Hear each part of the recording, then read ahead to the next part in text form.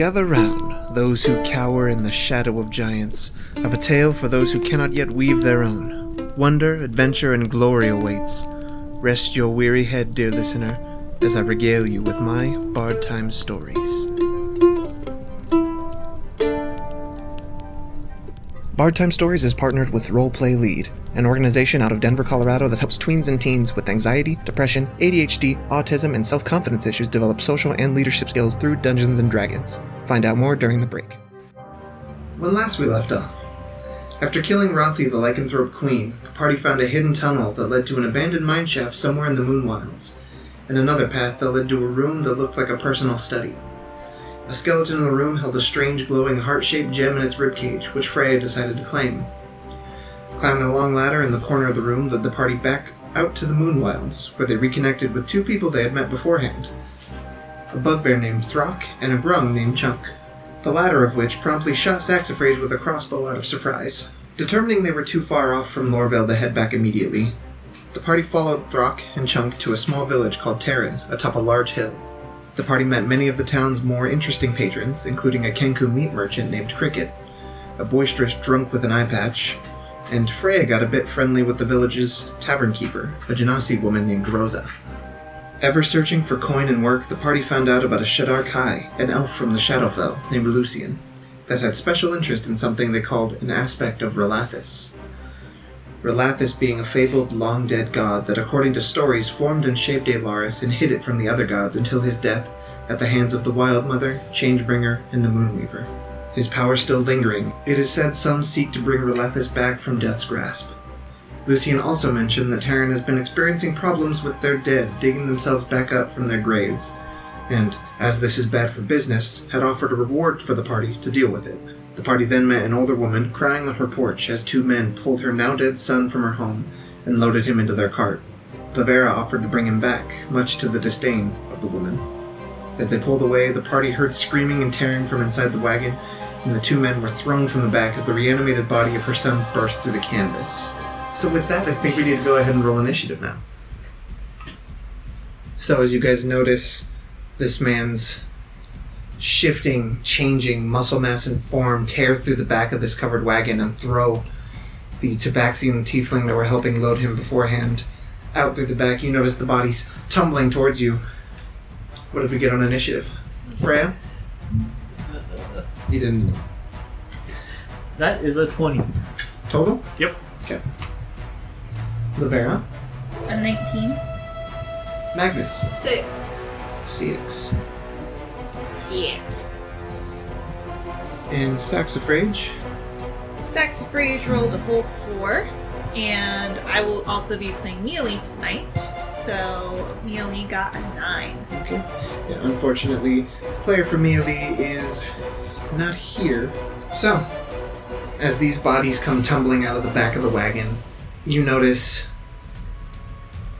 their forms begin to shift and move in an unnerving fashion. Their bones kind of snap and twist and break as they bring themselves back up to standing in front of you guys. You can see their eyes have gone a milky white, and they are drooling with this same kind of hunger and intensity as the other figure standing in the armor on the back of the wagon.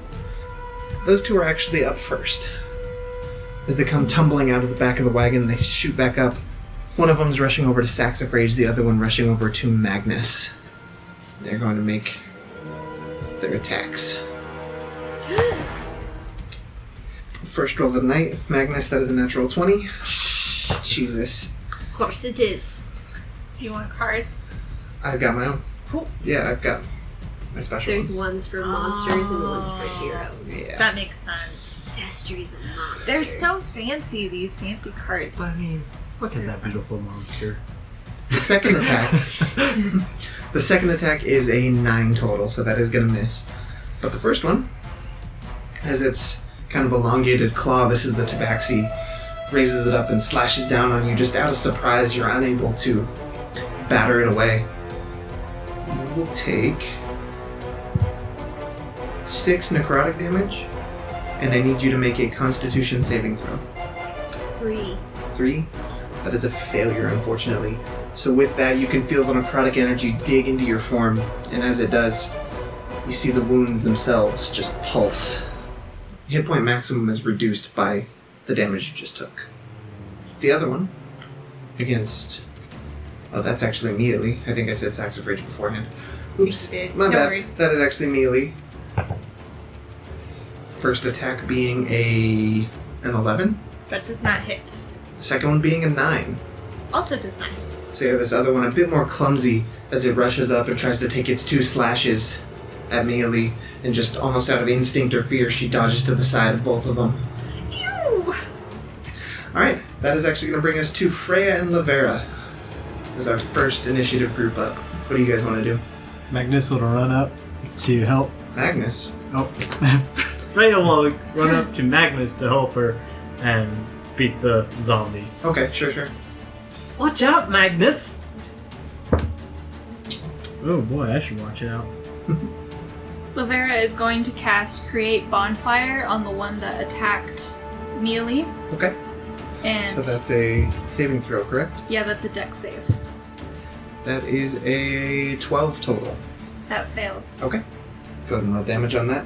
Meanwhile, Freya, what were your... Did you swing both times with your maul? Yep, Okay. does a 10 hit? It does not. Alright, so next one I rolled a nat 20. Okay, there we go. So, Draw one of the cards there. Crit for crit. oh, maximum damage and roll the damage dice again. There you go. Alright, so for your maul, that's... Max damage is 2d6, so 12. Yeah. Plus 2 more d6. Go for it. That's a lot of damage there. That's 16 damage. Wow. 16 from the bonfire. Yeah. So Laverra, you see this creature wailing away at Mialee. You're able to cast your spell. At the opportune time, it's unable to dodge away, and you see your flames just burn it from underneath. Alright, so the total of that is 25 damage. 25 damage. Nice. You go up to this creature as it kind of pulls its claws out of Magnus. You can see the wounds just gaping. You take a swing with your maul, but it's too fast. It dodges to the side. You catch it up on the backswing. You've actually caught it along the jawline, and you can see the skull kind of twist in an unnatural way as it pulls around. It's still standing, but it is very, very injured from that blow. Anything else from you two? No, that'll be it for me. Yeah, that's it for me too. Okay, perfect. So that is actually going to bring us to the armored one from on the back of the wagon there. And you can see, amidst the chaos of all of this, any nearby villagers or people nearby that you've seen before are just screaming and running in terror. The horses pulling the cart are actually attempting to rush away as fast as possible. Both of them spooked, kind of running into each other, causing more chaos.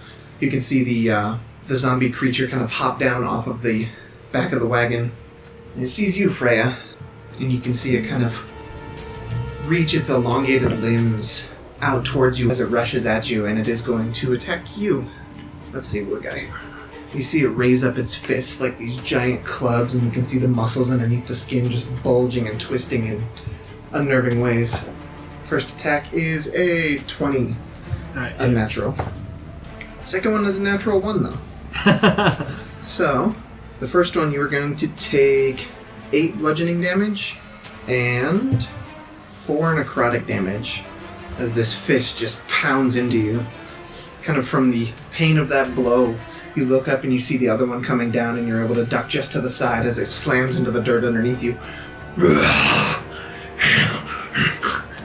Mialee, Magnus, and Saxifrage, what do you guys want to do? Mialee is going to get out her holy symbol, which Yes. I'm not sure what it is for her, but I don't- she's going to try and turn undead. Okay. It is a symbol of Melora, the Wyldmother. Cool. So each creature has to make a wisdom saving throw. The DC is 14. Okay. So I will roll for the 2 here real quick. Give me just a second to find their stats. And like, Mialee is just like cringing behind this holy symbol for a moment and just like praying to the Wyldmother. Because this is like, she hates the undead. The one that was up against her, kind of still wreathed in this flame from the bonfire conjured underneath it. Its eyes glaze over and begins to slowly back away from her.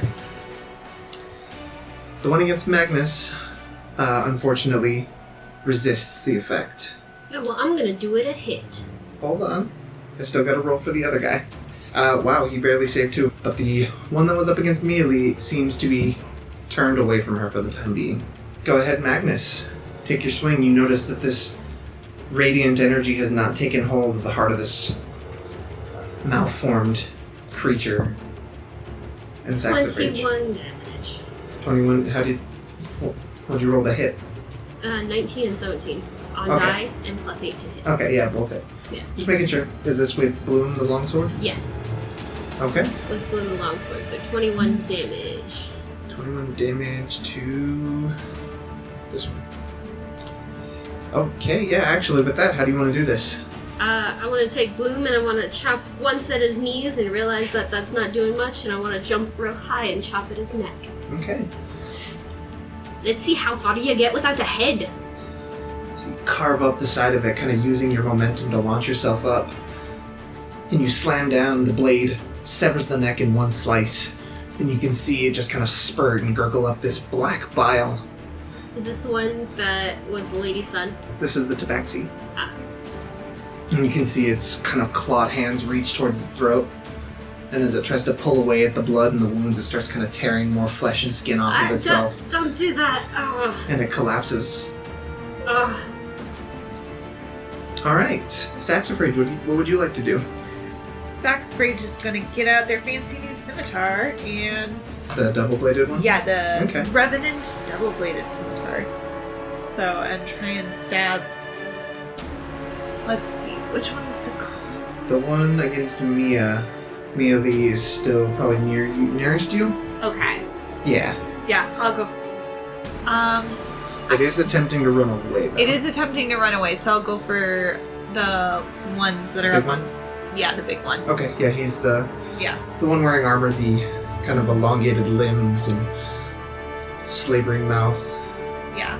I'll use attacking Freya at the moment. Let's see, 21 to hit. Hit. Cool. Armor class of 15 for him.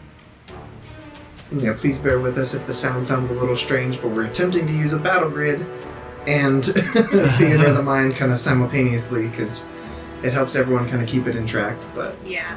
That's gonna be 7 damage. 7 damage? Okay. Are you going to do the secondary swing from the motion of that as you carve across with the first swipe? Okay. When you take the attack action and make a two-handed attack with this weapon, you can use a bonus action to make a melee attack with the blade on the opposite end. Oh. So you'll use the same attack modifier, but the damage is a d4. Okay, so just 1d4 and not plus. You'll make another attack, Okay. plus your regular modifiers, Okay. and then the damage is a d4. That's a nat 20 for my second attack. Okay, So. that'll definitely hit. Go ahead and roll. I didn't hear a mandatory woo for a nat 20. Let's try that again. Woo! Nice. Thank you, friends. Do I get a card on this one? Yeah. Or? Yeah. Yeah, All right. the slashing damage one.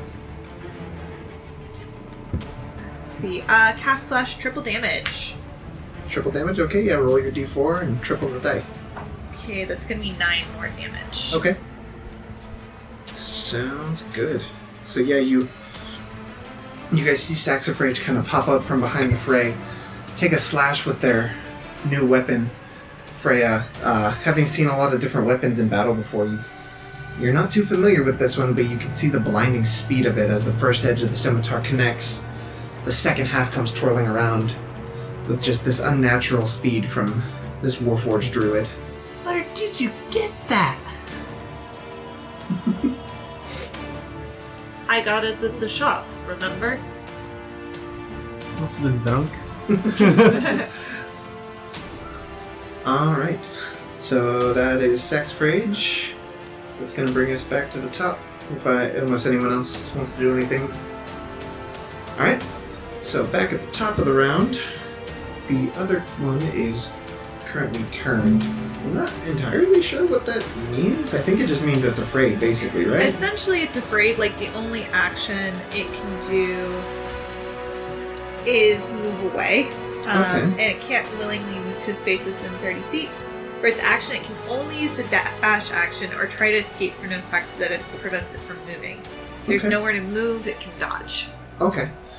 So yeah, you guys see this this undead tiefling begin to turn away from Mialee and tear off down the same direction that the cart and the wagon are now. And you can see that has moved a good direction away, almost in whatever fear you can see left in these milky pale eyes.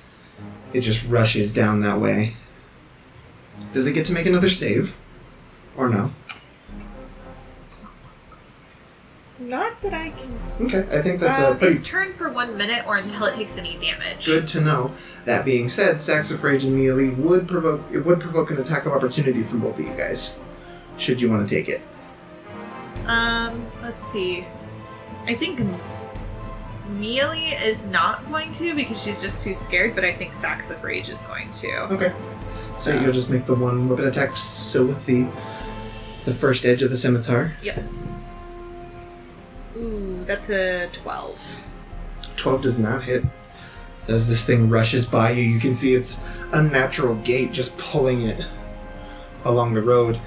You take a glance at it from the side, and you take a swipe, but you're unable to find purchase on its body with it. Which may be for the best. We'll see. As it still continues further and further down the road, almost disappearing out of sight. Freya and Laverra, you guys are up. Alright. Laverra, is there anything you wanted your wolf Apollo to do? Or do you just want him to stay back? I just want him to stay back. He's kind of deferring to you. You can see his eyes look up at you, but he's down, kind of crouching with its front paws down, its front shoulders down, snarling at these creatures. Freya, what'd you get? Making your 2 swings? Yeah, I got a 12 on the first one and a 26 on the second one. 26 will hit. I'm attacking the one that attacked me. Yeah, the kind of the main one. Yeah. Not necessarily bulky, but more kind of lanky in its form. And you can still see the muscles just stretched and strained at every joint. I did 9 damage. Wow, that sounds really low. It is. Good buddy. So you try and crack into it with your hammer. It ducks to the side again. You crack down. You smack it in the arm. And you can hear the bones inside of there break. But it just looks at you with this fury and hatred as drool begins to puddle underneath it. Don't give me that look. Laverra, what would you like to do? I'm going to cast Shatter. Okay. Alright, so... That is a Constitution saving throw for every creature in a 10-foot radius of me. Mm-hmm. So as far as I'm aware, that's everybody. Okay. I will go for the zombie. Laverra. What's the save again? Constitution. Are you And- doing that thing again? We are all of us. That's unique. I will go ahead and let you roll for Apollo. No. I shouldn't have done this. I regret my decision. Hurting my friends, that's fine. Hurting my dog, oh god. Oh, crap. The zombie So- got a 13, so I think that's a failure. Yeah. Oh, okay, well then both Saxifrage and Mialee both fail as well, so... So did Magnus. Great. What was this? Go ahead and roll damage. It's Constitution 14, I believe. The real Yes. monster was Laverra all along. We all make decisions in life. Right, it's just... I think this might be like the 3rd time this has happened. That's 17 damage. If you Ugh. succeeded, Sure I is. think that's half. Yeah. It's a half on a success, so 17 on a failure. Ugh. Good to know. Half of that would be 8, because you round down. But Magnus is bleeding a little out of the ears. So if you succeed, I still take half. yeah, you'll take 8. I'm curious, how much did Apollo take? Did he take the full? Yeah, Okay. How many hit points does he have? 34. Okay. Is there any way to heal him? I mean, yeah, healing spells work on Alright. anything. Is there any way to heal the dog? Oh. But yeah, What do you Laverra didn't need just a dog? shoots out her wings, full wingspan, and unleashes this magic shriek that bursts through all of your eardrums. And you can see the zombie kind of crumple and twist and squirm under the pain of that. Laverra! It's still standing. Laverra, why? Why do you keep doing this? I don't know!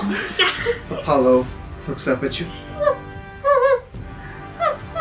Laverra immediately feels terrible.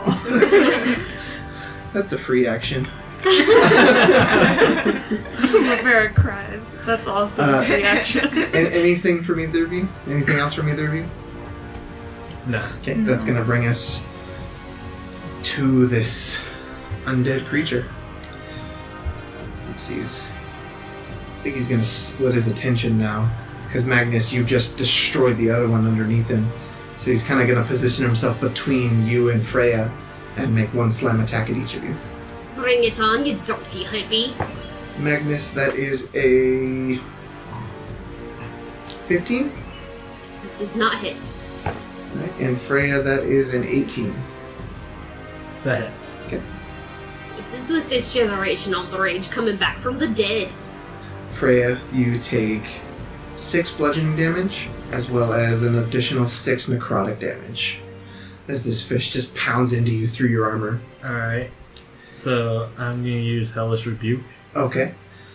And then, its other fist slams down, but Magnus is just too quick with the shield. You bat it away to the side, and you can see that this is the arm that he swung at you with is that broken, battered one that he swung at Freya with beforehand.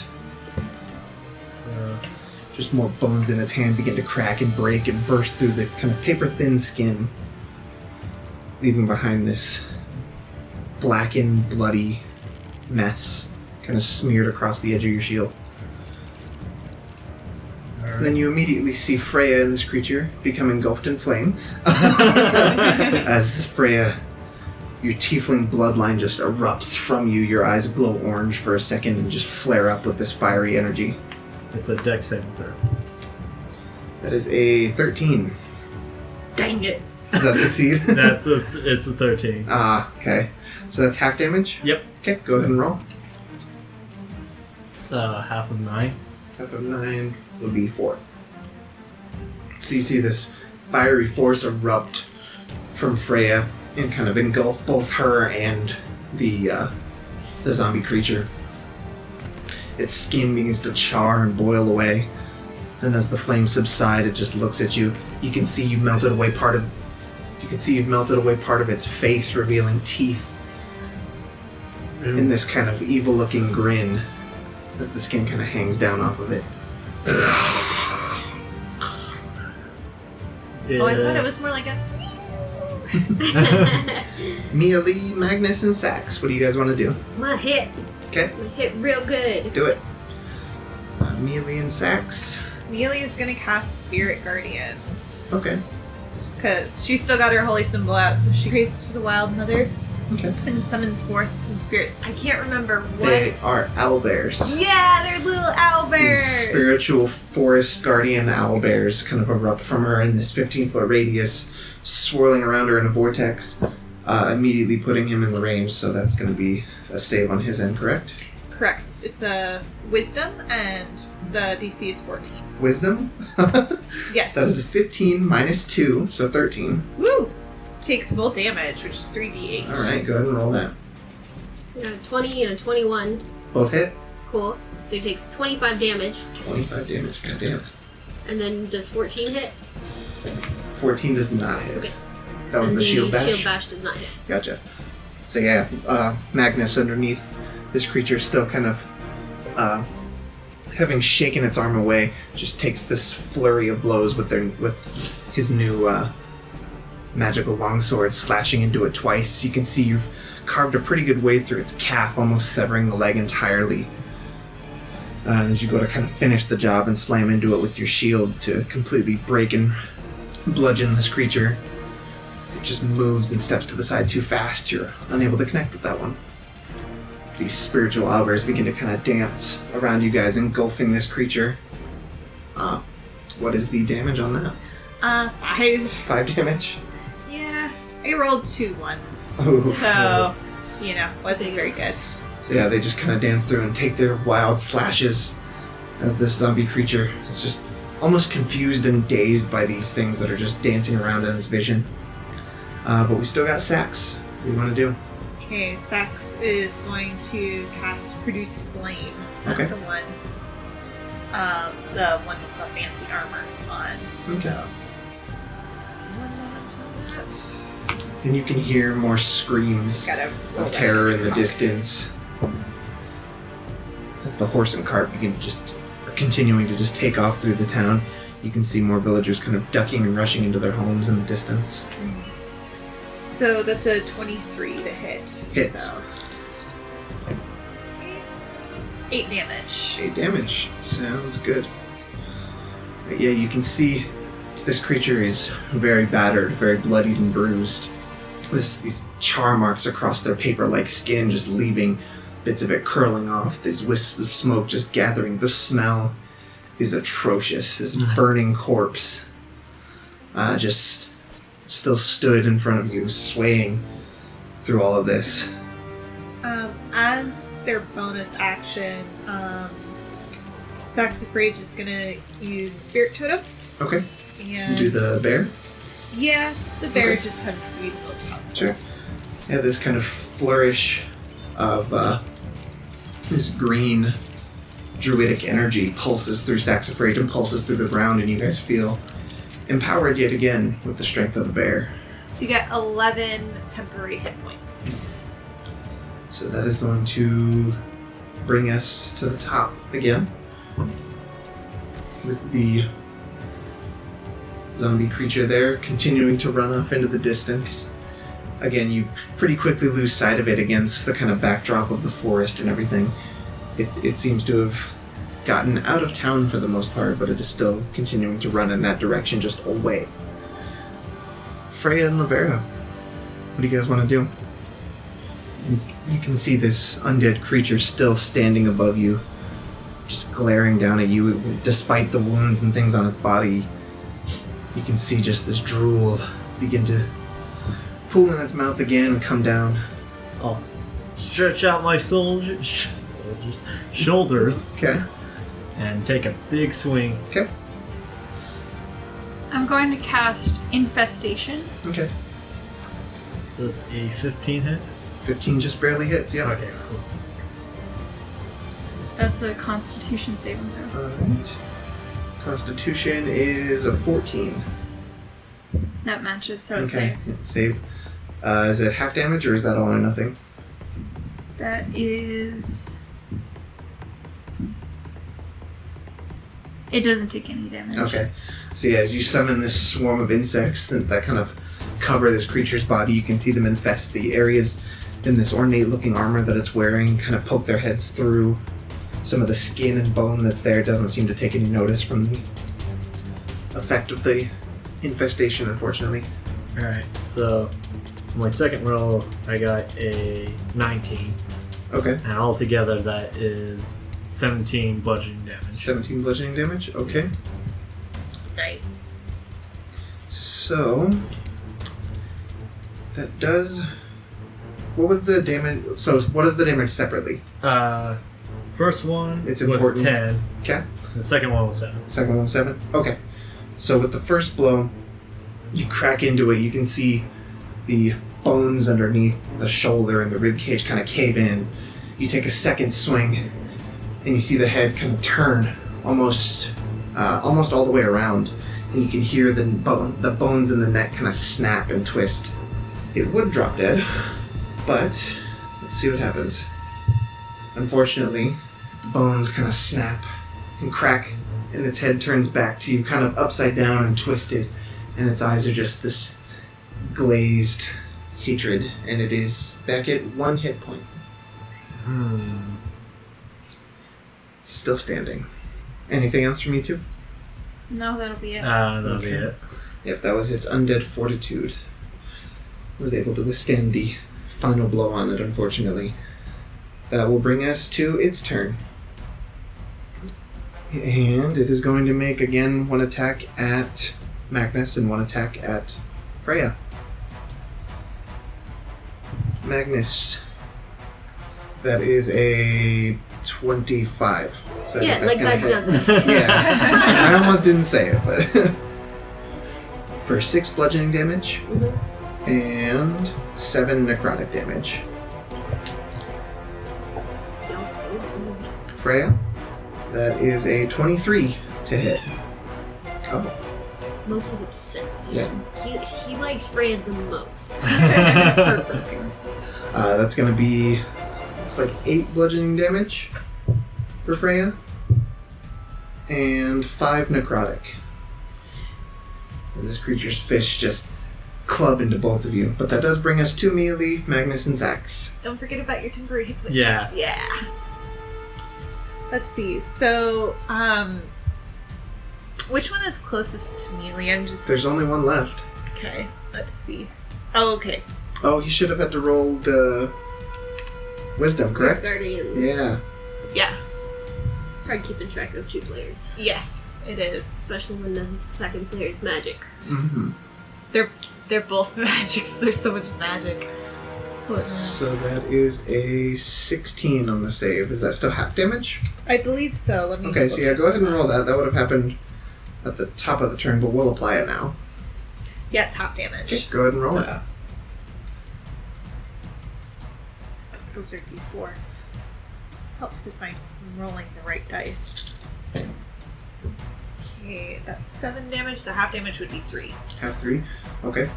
Again, that would drop it underneath its 2-0, but let's see. Ooh, that is a natural 20 on the con save there, so it is, again, still standing. These owlbears just tearing into it, raking these large gashes across its skin. But it's still standing. You can see now the spit that had formed and pooled in its mouth begin to turn black as it turns into this just bile building up and dripping from its mouth. Ooh, point of order. Oh, And this might make things a little bit messy. What kind of damage does the spirit guardians do? It is radiant damage. Oh, okay. In that case, Mialee's owlbears would actually end the final blow. It doesn't get to make the save on that. Oh, yeah. So, with that then, the owlbear is just spiraling around this creature, tearing into it. Again, it builds up this bile in its mouth, but it does try to fight through the damage and through this pain. And as you guys kind of brace yourselves and begin to look into making more attacks on it, it seems to just collapse under its own weight. I poke at it. It doesn't move. It seems to be... Hey, don't poke that. That's nasty. Well, just to make sure, I smash its head in. That's nastier. Okay. You gotta make sure it's dead. You raise up the maul and smash down onto the head of this once human creature. Laverra might have been able to fix it. You hear just this shriek of fear from behind you as the older woman you were talking to beforehand sees this final act and just falls to her knees. Oh, I'm sorry. Oh, now I feel bad. I just want to make sure he doesn't, pop up again and try to tear our faces off. What happened? He popped up like daisies and tried to rip our face off. That's such a nice way to put daisies. What did you do? Hey, we didn't do nothing.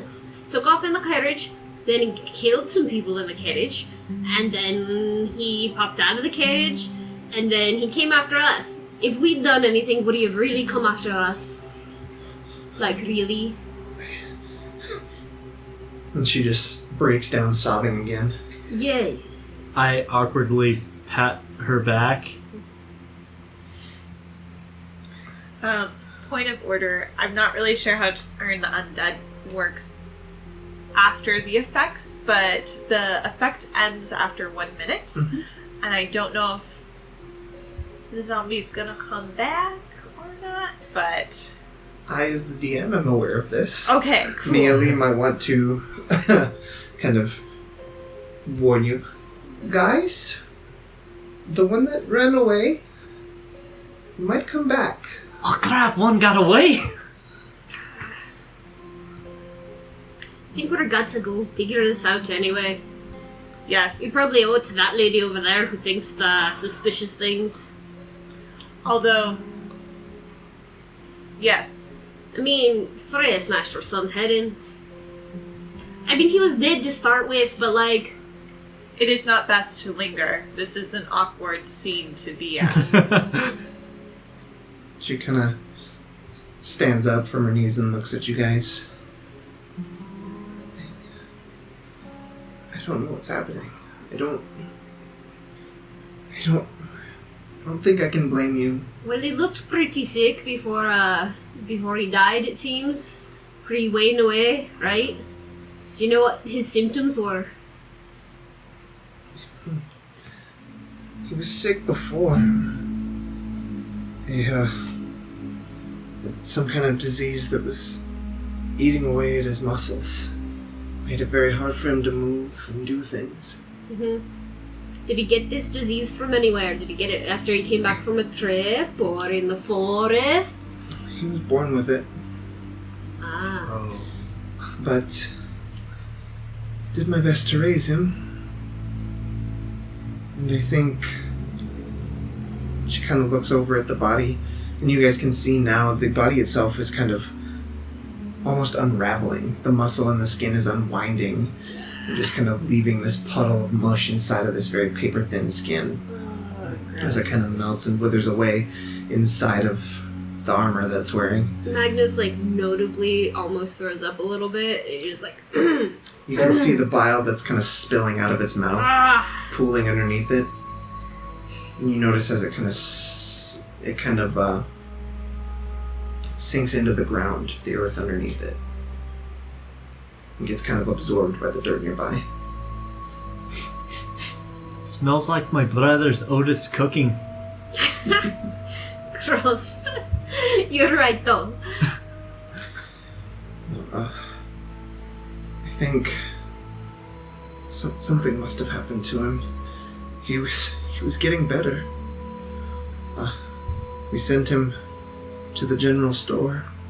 One day he was supposed to come right back, but he was gone most of the night. When he came back, he had that stupid armor. How could he afford an armor like that if he was an invalid? I don't know. I don't know who gave it to him or where he found it. He wouldn't tell me. It was covered in mud and it was grimy and dirty when he found it. Oh, that's suspicious as heck. But he brought it in and he spent a lot of time cleaning it. It was almost an obsession for him. And once it was bright and shining, he put it on and, well, he refused to take it off. He said it made him feel invincible, like the heroes in his storybooks. Was that when he started to seem better? Yeah, it worked. Whether it was some healing magic or just because he believed it, he stopped wasting away. He started being able to help around the house and do more chores for us than we ever thought he could. We thought things were getting a lot better. But the other morning he started vomiting and he wouldn't stop. And it just worsened until last night he passed in his sleep. Can I go check out the armor? See if I know anything about it? Sure. Make an investigation check. Nat 20! Woo! Woo woo! Maybe this Woo! That's an 18 overall. It's fine. That's still pretty good. I mean, that's the best you could do for sure. Yes. But looking Statistically, yes. Yeah, but looking at this armor, and it's very ornate. It's let's see. I've got notes on it. Are there any like symbols I can tell if there was a god involved in it or arcane shit? That it doesn't seem to be. There doesn't seem to be any symbols or anything carved into it. But it is ornate, and you're kind of able to discern that it is of elven make and design. and it is very old. You're not able to place exactly where it came from, but just looking at some of the ways that it was kind of forged and the properties of it itself, it's very light and flexible but durable. You saw it withstand a lot of damage from your onslaught beforehand, even, with not so much as a dent in the actual armor. Kind of looking over the body, again, you can see the bile building up in its mouth. This just kind of faint gurgling as it builds up and pools in its cheek. Christ. The armor is... it's... The parts that you can see, some of them are still shining golden and silver, but it is definitely covered in this same kind of bile and blood at this point. I ain't touching it. You do notice, kind of sticking out of some of the pouches at the side of this being, you notice its pockets are stuffed with various herbs and flowers, and they're kind of by themselves. They're this very overwhelming and pungent smell. But you know this is part of not a burial ceremony, but something that they do for bodies that are to be burned or cremated. But something about these herbs and this flora are to make the scent of a burning body a little more sufferable. You don't see anything on the body of material value, no gold or anything quite like that, but you do see a silver ring on one of its hands set with a kind of medium-sized white pearl. Saxifrage turns to the guy's mom and is like, "Do you recognize that ring?" That was mine. She wants it back. I mean, it's not going to be doing anything right now. She kind of averts her gaze and looks down and shakes her head. No. Saxifrage turns to the others and is like, "I would like to investigate both of these zombies further, but there is another one still running around. Shall we go kill it?" I think that would be the best. Okay. Saxifrage turns to the mom and it's like, "I am sorry for your second loss." She looks up at you and you can see just her eyes are red and puffy from all the tears. I pat Saxifrage on the back, like, nice. Thank you. I am working on this. Her eyes turn to you, Laverra. I don't think you did this. Because you were fighting against it. But... is there any way you might have done it on accident? Is there any way you're involved at all? I just want to know. I just want answers. How did this happen to my boy? I'm sorry, ma'am. I can't accidentally do my magic, so this can't possibly be my fault. And we're trying to find answers for you. I'm just looking for something to blame. Saxifrage looks at the mom and goes, "I would not have anyone put on the armor." I want to talk to Laverra real fast. Are you sure? Alright, Laverra, between you and me, by any chance got the little quote-unquote demon on your shoulders done anything? I'm not entirely sure if he could have done something. As far as I know, he can't do anything without my knowing because he's part of me. And during that time, I didn't feel anything that he did. So I don't think he did anything. Well, let's think for a second, right, team? If something were to happen, and it was Laverra's doing, or her demon, would it be attacking Laverra? Probably not. All the necromancers I know, I don't know many, but all of the ones that I know command their dead. They don't exactly, rise them up just to get attacked by them. She might still be new at this. I don't think that's how it works. I don't know how any of this works. It's fair.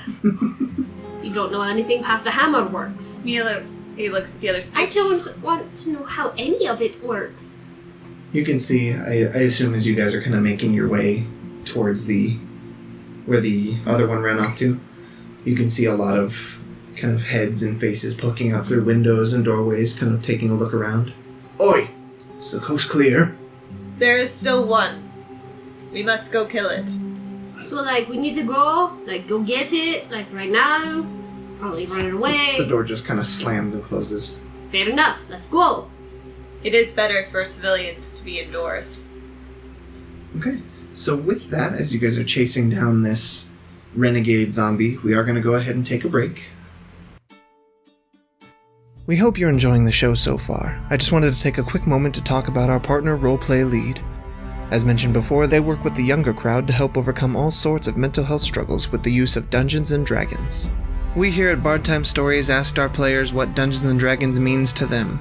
So please, enjoy this quick little story about what it means to one of us. So, I'm Nabs. I am the cyborg who plays Mialee. Before D&D, I actually had a really bad relationship with my younger sister, and then once we started playing together, that actually helped us really build our relationship to what it is today, which is extremely close, and I really don't think we'd be as close as we are today if I hadn't invited her to come join D&D. Nice. Because you can't punch your sister in the face when you're trying to destroy an orc. You can find Roleplay Lead on social media such as Facebook and Twitter, or their website www.roleplaylead.org to learn more and register. And now, on with the show. So, as the party's making their way outside of Taryn, in an attempt to follow the zombie they had kind of let loose beforehand, or at least scared away from the center of town, are you guys searching for that in particular, or are you going to the graveyard? We should probably search for that in particular first. Mialee is very determined. She's like, it's undead. It needs to be killed. She's right. Alright, so with that, I'll have one of you guys make a survival check for me. Whoever would like to try and track down this undead creature. Freya seems very excited, so... 11. Freya has 11? failed us. Okay. So, Freya, you kind of take point on this endeavor, and you can see some of the foliage around has been broken and trampled. You can actually see a trail of that same kind of black-red blood kind of spattered among some stuff. It takes you a while. Certain parts of it feel really disconnected. You're not able to fully put together a picture of where exactly this thing went, but eventually you do find a trail that kind of leads through. It takes you better part of, I'd say, 2 hours to piece this all together and figure out where this creature was heading. Eventually you come upon a clearing within the Moon Wilds, and you don't see the creature, but you see a large pool of blood in the kind of center of this clearing. This kind of same black-red, coagulated... You think he melted? I think he may have. Saxifrage goes to inspect the goop. Not to touch it, but like just to look and see if there's like any clothing scraps. So make an investigation check then. Okay. Because it's gross, first off. Okay. A 17. 17, okay. So you see remnants of some bits of clothing, kind of torn and tattered pieces of clothing kind of scattered around this area.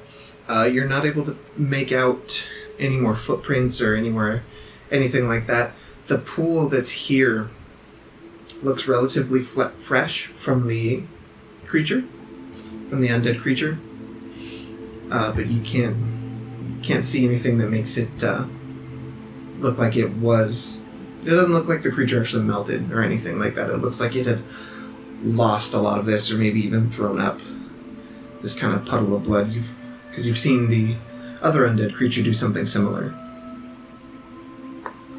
I believe it has thrown up or something similar. But I don't see any footprints. Okay, let's see. Let's go to our spells, see what we got here. Mialee might have something to detect, or honestly, either Mialee or Magnus might have something to detect the good and evil or something. Yeah, might be able to pinpoint the location of undead. Doesn't have anything prepared. Okay. Looks like. It's not a channel divinity or anything either for her? Ooh, good question. Let's check on that. I don't know how many of those per day or whatever she gets, but No, she used she one to doesn't turn have- the undead, but She does not have that listed in her Okay. channel divinity options. it's like I know there's one that's like a divine sense. Right. But if no one's got it, it's gonna be pretty difficult to pinpoint where this undead creature is, just because the trail itself that you were following, Freya kind of stops here. The kind of bits of blood and trampling of all the foliage underneath that you've seen just leads to this clearing, and you're not able to see where else it could have gone from here. Yeah, the closest Saxifrage has is like locate beasts or plants, but that Yeah, I does don't not think that will qualify. quite work. Yeah. Ooh, Saxifrage is gonna talk with some plants Okay. and see if they can figure out where it might have Okay. gone. So, Any particular plant nearby you'd like to talk to? let's see. Is there a tree that's close to like the pile of goop? Relatively. It's maybe about 10, 15 feet away or so. Yeah, let's do that. Okay. So, So you cast the spell.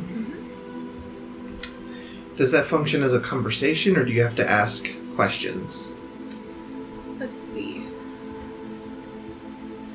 So this actually gives me the ability to communicate with plants within 30 feet. Oh, there you so go. So I can talk to multiple plants. Okay. I can question, but it's not really, doesn't really sound like a conversation. I can also give them simple commands. Interesting. Okay. So yeah, you cast this spell, this wave of energy kind of floods that 30-foot area. And you feel this deep-set connection. I almost said deep-rooted. This connection with the wildlife around you. Have you seen a zombie go by, and which direction did it go? What is a zombie? So you see, it is complicated, but you see that pile of goop over there? Like the gross pile of goop? The pile. Yes. Did you see the creature that made that? Yes. Which direction did it go? Awful looking thing. Came through a while ago. And you see the branch, one of the lower limbs of the tree kind of move and sway a little bit. And it points what looks like probably north to you. Just based on the position of the sun and things like that. Further down... Is it your friend? No. It should be dead, but it is not. We are going to make it dead. That can be said about a lot of things. You are not wrong. You see the kind of foliage underneath you, some vines and things like that begin to kind of move and tremble just a bit as they kind of shimmy away, and you can see it kind of open up a bit of a pathway through the trees to the north, and you can see that actually leads down into what looks like a valley between two rolling hills. Cool. I turn to the others and say, it looks like it went that way, but we have been walking for a couple of hours now. Do you think that we should potentially split up? Because I do not know if the zombies rose and became violent because of something to do with that armor the kid was wearing, or if the ley lines are getting more messed up. But there is a whole graveyard back there full of dead people.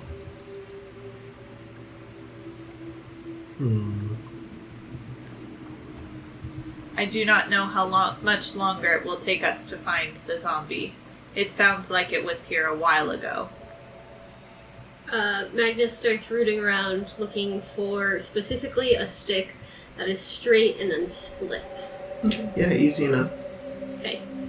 He starts sort of muttering under his breath, praying to his god, the Wyldmother, and seeing if he can douse out the ley line. Okay. Go ahead and make a wisdom check for me.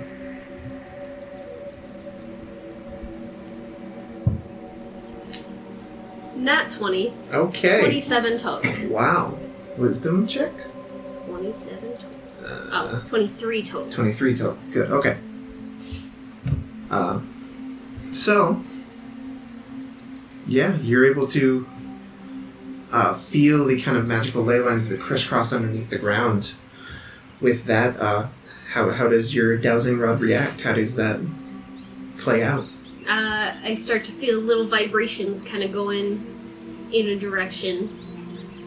What direction is it leading me? It's pointing... So if the pathway that the trees kind of opened up was north, this would be northwest. Okay. So I offered to lead at least myself, maybe one other or two others, on the path along this ley line and see where it goes. To see if the ley lines are messed up.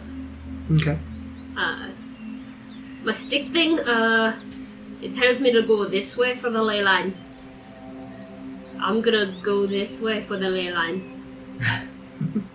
Maybe a couple of our better distance hitters could go after the zombie. Mialee is going for the zombie. Sax should also probably go for the zombie. Yes, just for sake of ease of play. Fair enough. Freya, Laverra, where are you guys going? I'll stick with Magnus. Sounds about right. Laverra decides to join Mialee and Saxifrage. Okay. Do we have a way to communicate with each other after we are separated? I can cast message. Also, I don't know who put them down, but you guys do have a pair of sending stones. I don't know whose inventory they went into.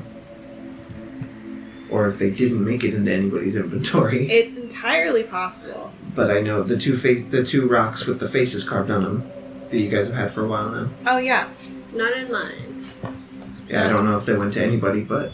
It's not mine either. Okay. Yeah, whoever wants to can look it up and see if those might help. I think they would. They should. I'll take them. I'll add them Okay. to it. So, Well, you'll probably want one in yours and then... yeah, for sure. Yeah. One in someone else's. One with Sax, probably one with either Magnus or Freya. Freya, I'm tired of carrying everything. Put this in your pocket. Alright. Can't hit it in bag of holding. It's kind of hand-sized stone with a face carved into it. Now remember, It's got your eyes. we can only do this. Got your face.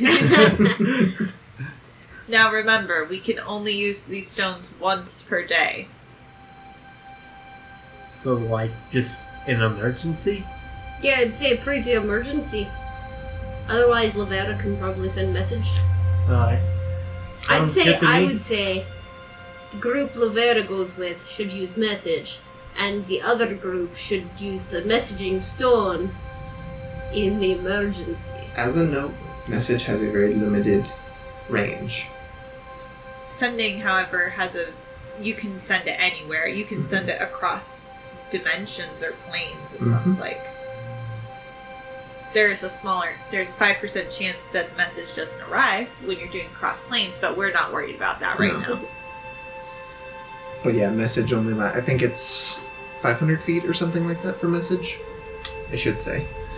But yeah, sending is, regardless, Another thing of note for sending is it is 25 words. Alright. So, Saxifrage, Mialee, Laverra, and I assume Apollo head off through this clearing that the foliage had kind of opened up for you guys down into this valley. Go ahead and make another survival check, whoever would like to. You got it? Yeah, cool. 11. 11? Okay. So taking some time to kind of look through, Apollo kind of sniffs some of what's around you and helps you out a little bit, kind of points you in certain directions, but you're able to weave your way through this valley, which kind of leads along this well-trodden game trail, essentially. And every now and then you see a drop of blood. Just this very, very faint remnant of whatever this undead creature was as it traversed through this area. You guys are walking for almost an hour, about 50 minutes. Ooh, while en route, can I heal some of us? Sure, yeah, Cool. go for it. Mealee's gonna... So, Let's see, do you need healing, Laverra? I don't, but Apollo does. Oh, that's right, Apollo got hurt real bad by your screech. Yeah. which, again, as a note, he is still trepidatious around you. One of yours kind of perked up in your direction at most times, just trying to listen for anything it can to kind of warn itself of that sound. But you guys, like I said, you guys are walking for the better part of almost an hour before eventually you find... Well, go ahead and make a perception check. I'll let all three of you do it. Wow. Laverra sees nothing.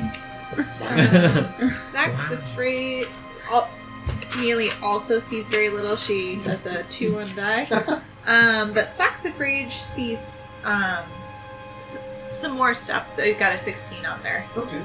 So 16's enough. You see off in the distance, probably about 100 feet away or so, you see this kind of hunched over humanoid-looking creature, just kind of trembling, sitting in the center of this valley.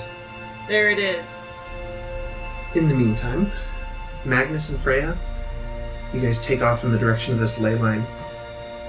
It's essentially a straight line. Like I said, this ley line energy crisscrosses across this entire area, and you can feel it and almost see it in the way that this dowsing rod pulls Magnus through the guidance of Melora, the Wyldmother, until eventually, I'd say, probably about an hour or so, you find yourselves on the edge of a graveyard. You see these wrought iron spikes just stuck up through the ground surrounding this whole kind of circular graveyard. You're on the side of it, kind of looking around and looping around. You do see an entrance to this gate. Right now it's just kind of this barricade that you found traversing this kind of back way, this backwoods kind of way to it. Now, Freya, let's be sneaky, alright? I don't feel so good. I got this thing that hasn't gone away. Let's be sneaky. Well, why didn't you ask one of the others to fix that up for you? See if they had time. Didn't have time. Stick was pulling me. Let's just be sneaky. Alright, hang on. We're gonna potch. I'm gonna drink a potion of healing. Okay, Greater. go for it. I did do a couple of cure wounds. Okay, I figured you'd keep track of them. So you guys gonna stealth through this area? Are you guys gonna go around to the front entrance of the cemetery, or are you gonna look for another kind of back entrance? I'm just gonna go to the front. Okay. Stealthily, or... Yes. Okay, Yeah. perfect. Go ahead and roll stealth checks for me. 15. 15, okay. And Freya? 9. Good to know. So yeah, after trekking through the Moonwilds, and your trek was a little bit more inconvenient.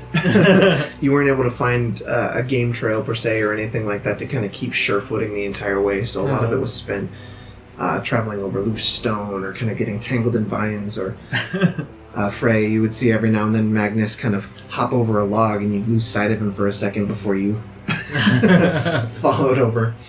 But yeah, you guys kind of hunker down and walk over to the entrance, and you see that it is a large black iron gateway entrance into it. It's not locked. There doesn't even seem to be a gate that opens and closes in that area. It's just this archway.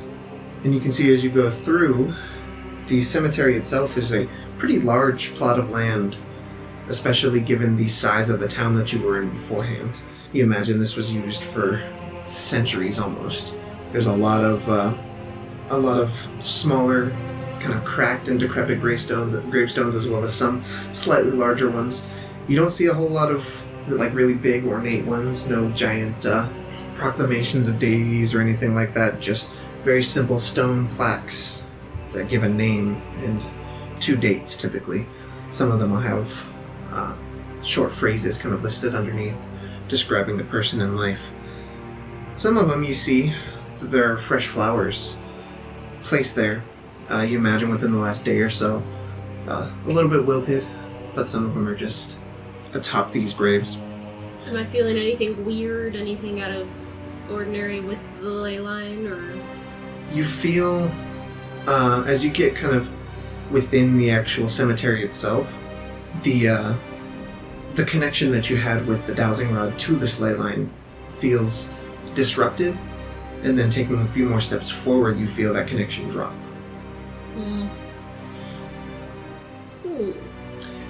Getting back to the other group.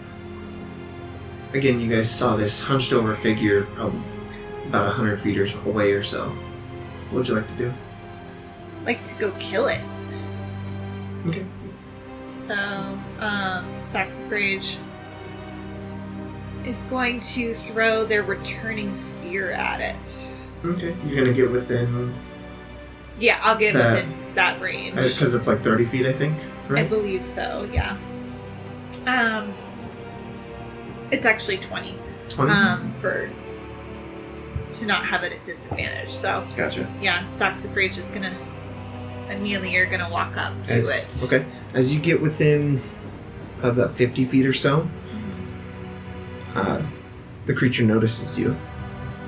It stops kind of trembling and shaking, and you can hear just this almost sobbing under its breath as it trembles.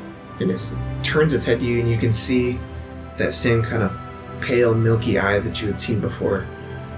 And it stands up, and you can see its legs from about the thigh down are completely worn almost to the bone.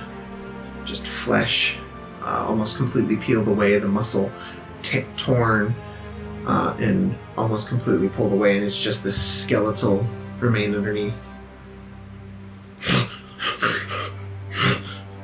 It's going to attempt to run away, but it is very, very slow. You guys would be able to catch up to it.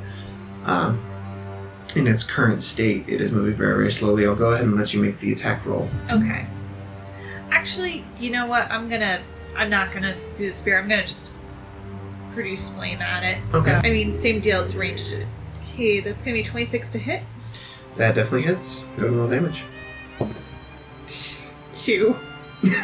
Okay. Yeah, 2. So as you produce this flame in your hand and chuck it at the creature, you can see it strike it across the chest, kind of burning away some of the flesh, sending it curling away from the wound. And you can see it kind of grab its face as a reaction and tear away a bit of it, and you can see more tendon and muscle begin to slip out of its place underneath. Oh man, I'm starting to feel bad for this zombie. With that, I'd say go ahead and roll initiative for everyone currently there. Just to see if it moves before you guys. Mm-hmm. So, Laverra, what'd you get? I got a 15. Okay, Sax? 12. Okay, Mia? 8. Okay, that actually makes it pretty easy. That's going to be Laverra and Sax before the creature. Is there anything else you guys would like to do?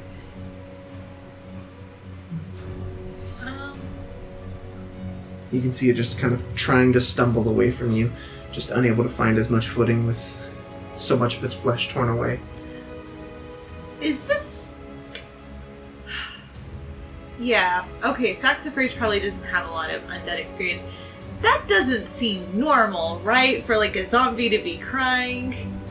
That doesn't seem normal to me, but I don't know enough about it.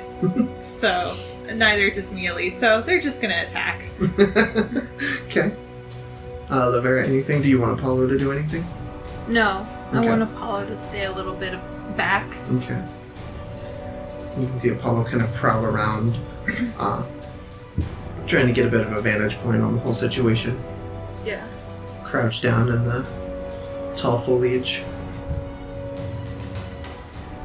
Yeah, Saxifrage is gonna throw the spear at it this Okay. time, so... That's gonna be 23 to hit. Hits. Okay, Golden roll damage on that. will do. That's gonna be 6 damage. Okay. So Sax, you reel back, and throw the spear. You can see it just impale the creature. It gets basically halfway through the spear before it meets enough resistance to stop. Laverra. I am gonna cast Create Bonfire, Okay. I guess. I summoned my spear back before you do that, Okay. so it doesn't catch on fire. Okay, as you kind of retract your hand just a little bit, you can see the spear just fly out of the creature and back into your hand. That is a dex save. Okay. Of which he has disadvantage because of his current state. That is a 13. That is a failure. Yep. So, I kind of feel bad. I mean, as a necromancer, you would know more about undead behavior, so... Yeah. That's 4. 4 total. So yeah, you just summon this bonfire underneath the creature. You can see the flames lick up its flesh and up its legs, kind of incinerating what's left of the clothing that it's wearing.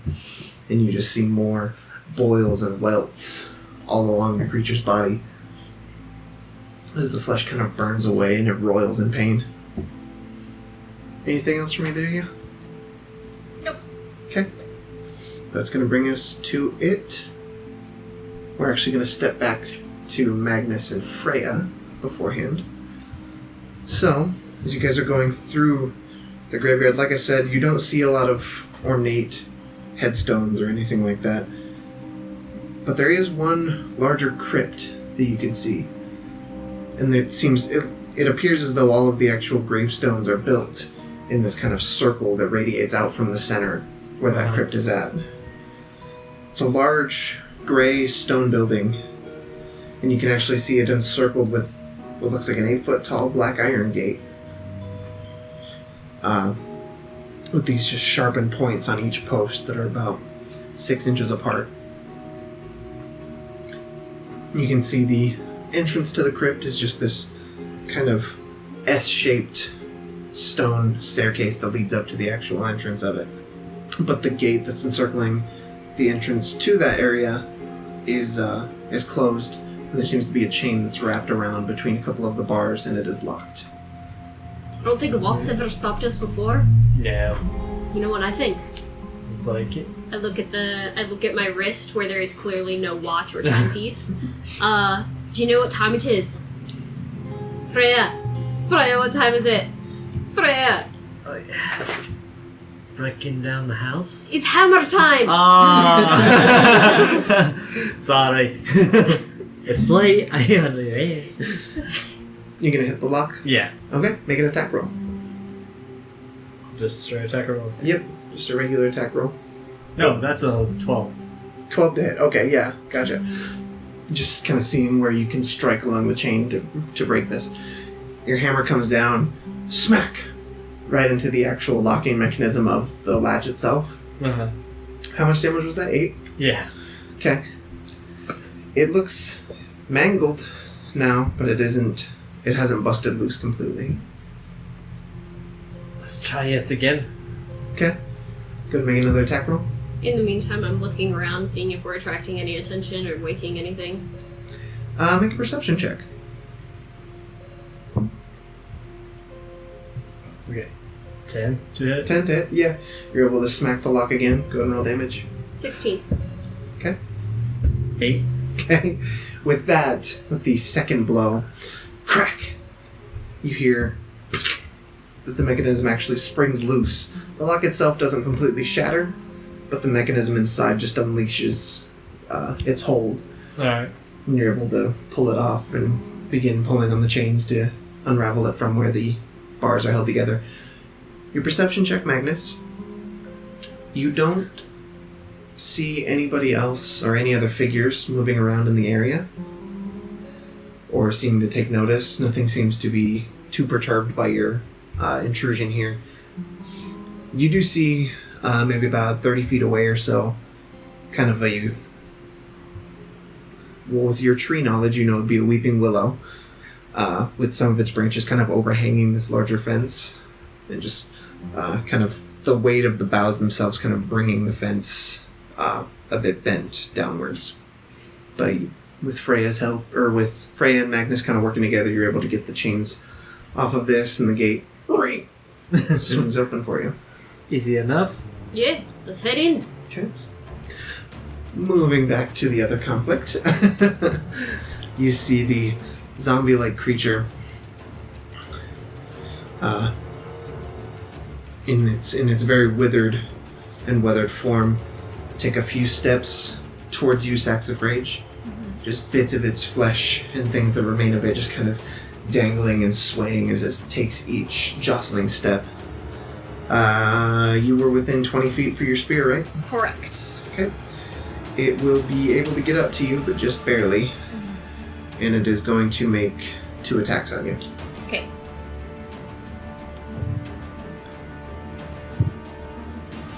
First one is a 16. That does not hit. Okay. Alright.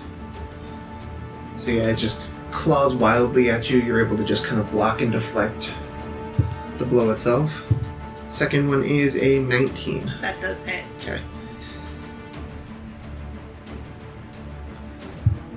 You take 7 necrotic damage, and I need you to make a Constitution saving throw. Okay.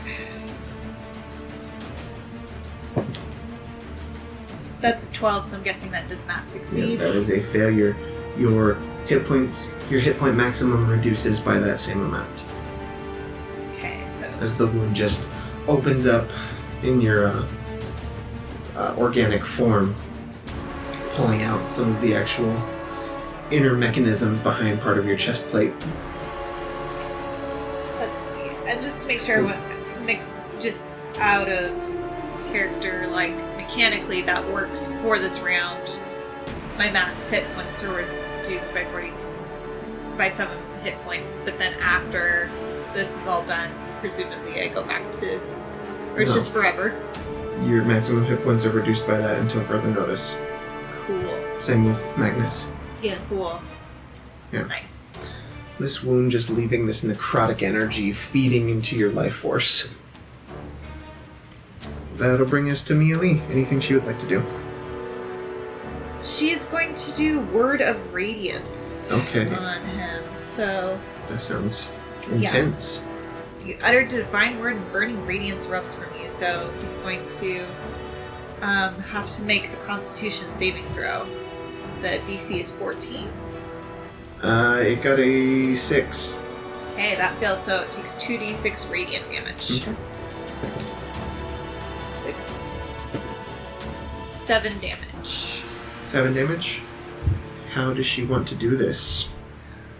So it just becomes engulfed in burning, beautiful light, you Okay. know, Doesn't really look like fire, but Probably something along the lines of return to the earth. Remember in Shrek? Alright, we're starting off good. I mean, yes. Remember in Shrek when Fiona is like after she's received True Love's first kiss, and like the radiant light beams are shooting out of her fingers, a la Beauty and the Beast. It's like that, except it dies. So she summons this blast of radiant energy that consumes this being, kind of forcing its hands down to the side as it just trembles, and you can see the silhouette of its form just burn away in ash. And when the spell finally drops and fades, you see what comes kind of fluttering in the wind after it. Just this ashen form that scatters amongst the nearby foliage. So you guys have dispatched the remnants of this undead force. What would you like to do?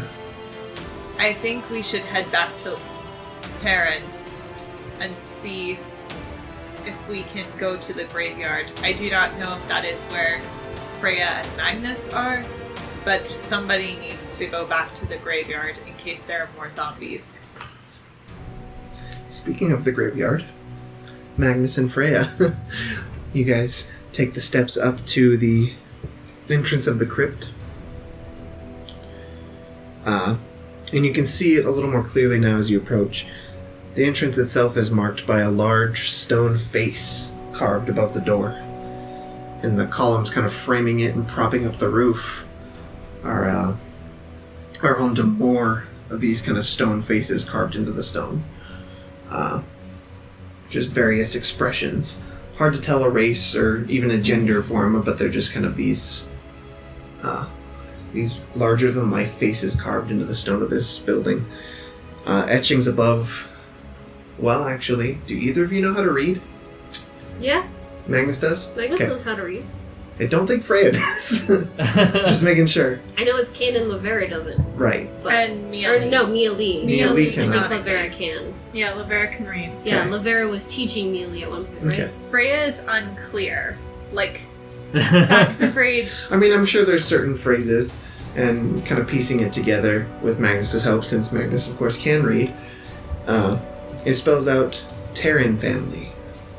Taryn. Did you guys enter?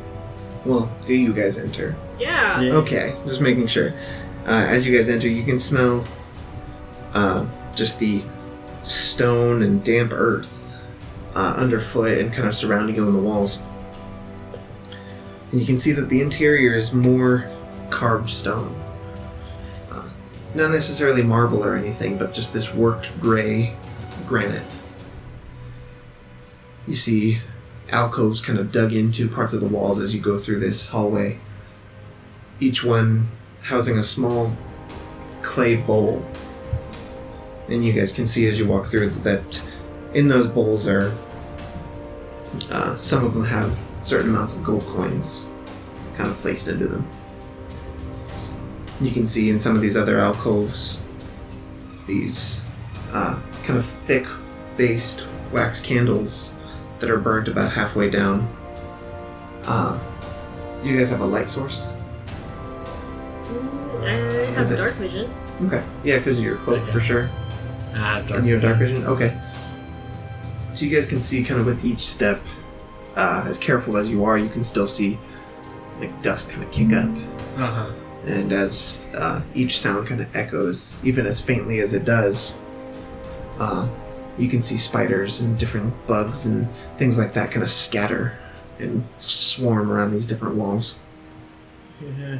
Gross. Not too far inside, past this hallway, you see a set of stairs that lead down. Just more of these carved stone stairs that lead down, and you can see underneath you is this kind of circular area, this very large circular room with 8 stone coffins laid out in a circle. Do any of them look suspicious? Make a perception check. Are you leading the charge, Magnus? Yeah, sure. Okay. And Trying to be sneaky about it? sure, yeah. Yeah. And, Freya, I'll have you roll a perception check, too.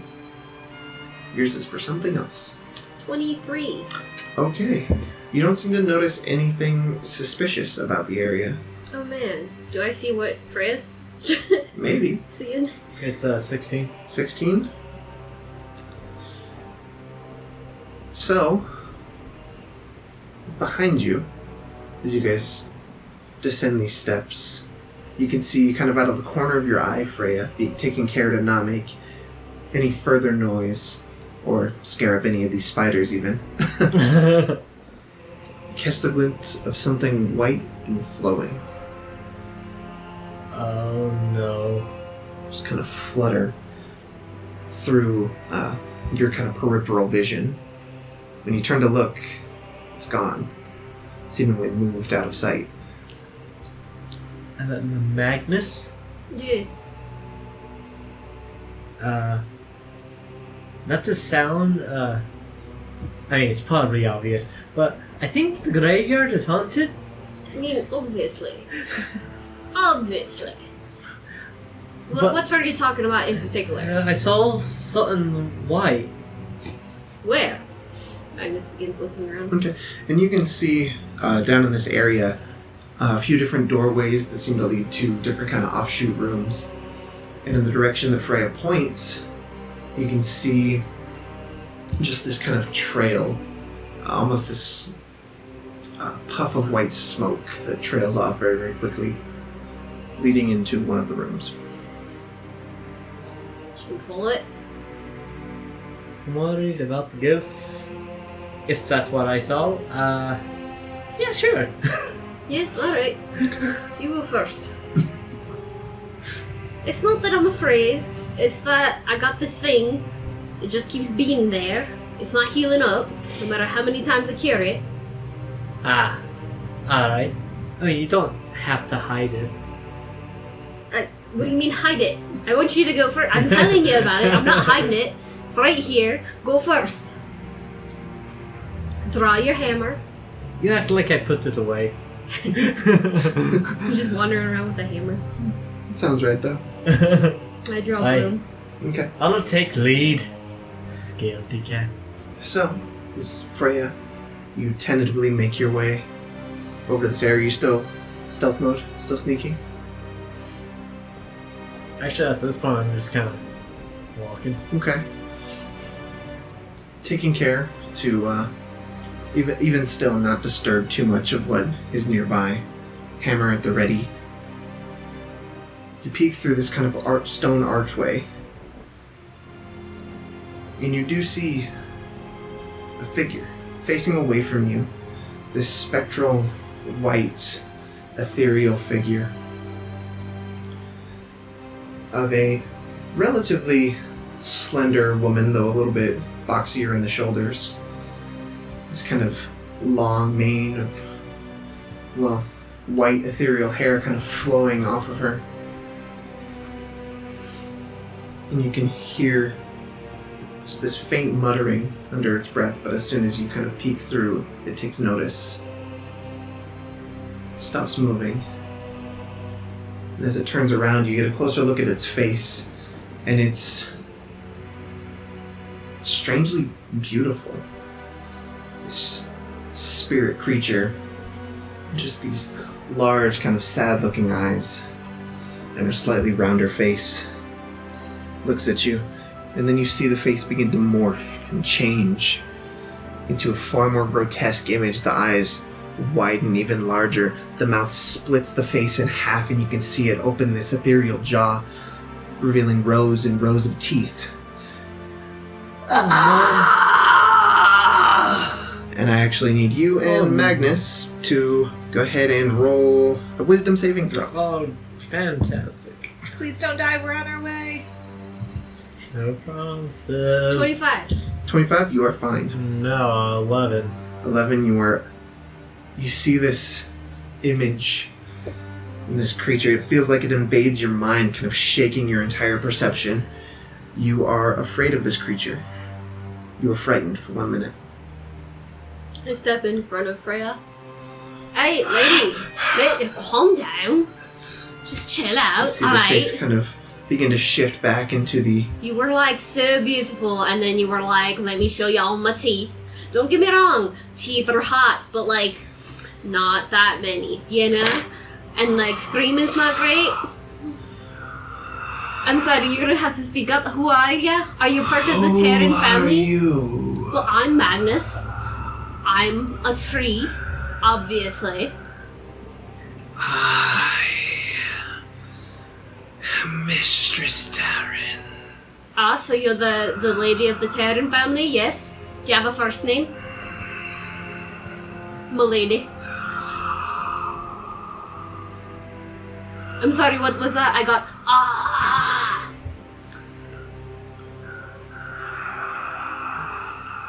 Remora. Did you say Melora or Gamora? Remora. Remora. Is that correct?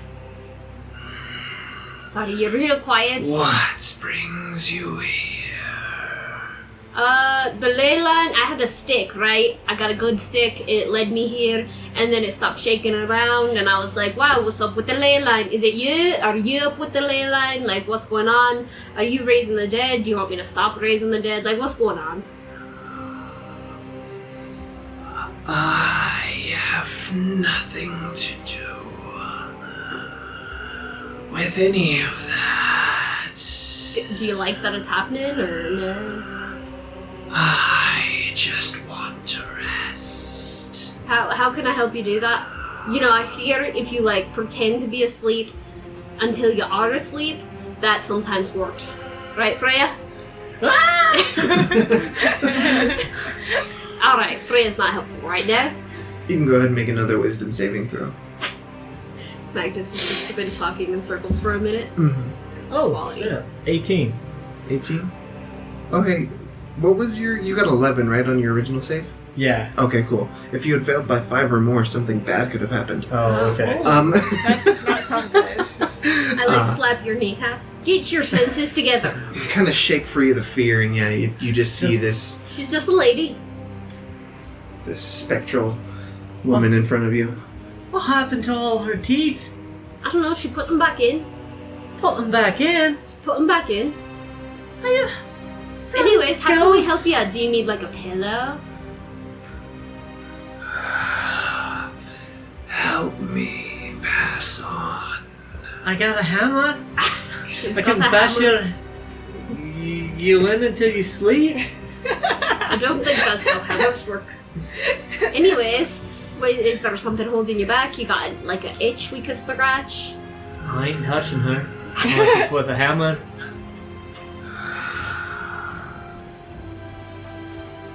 I don't know. Hmm. As you see her kind of trying to float through the stone wall between you and the next room. Her form kind of shifts back into it. Oh, there's always a stone wall. Which one of these is you? I'm trying to yell after her. Okay, make a persuasion check. 11. Okay. You hear this kind of ethereal wailing from the other room as she floats through the kind of main entrance back into the room with the 8 coffins laid out. She goes to the one closest to the base of the stairs. Points with a spectral finger. This was me. Sure. I look at like any... I was beautiful once. You still are when you got all your teeth in. Like, quality lady, like 10 out of 10 lady. But like, your teeth, you know?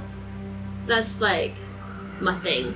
Maybe some braces. I don't know if you can do that in the afterlife. Anyway, it seems you might have fixed it for the moment.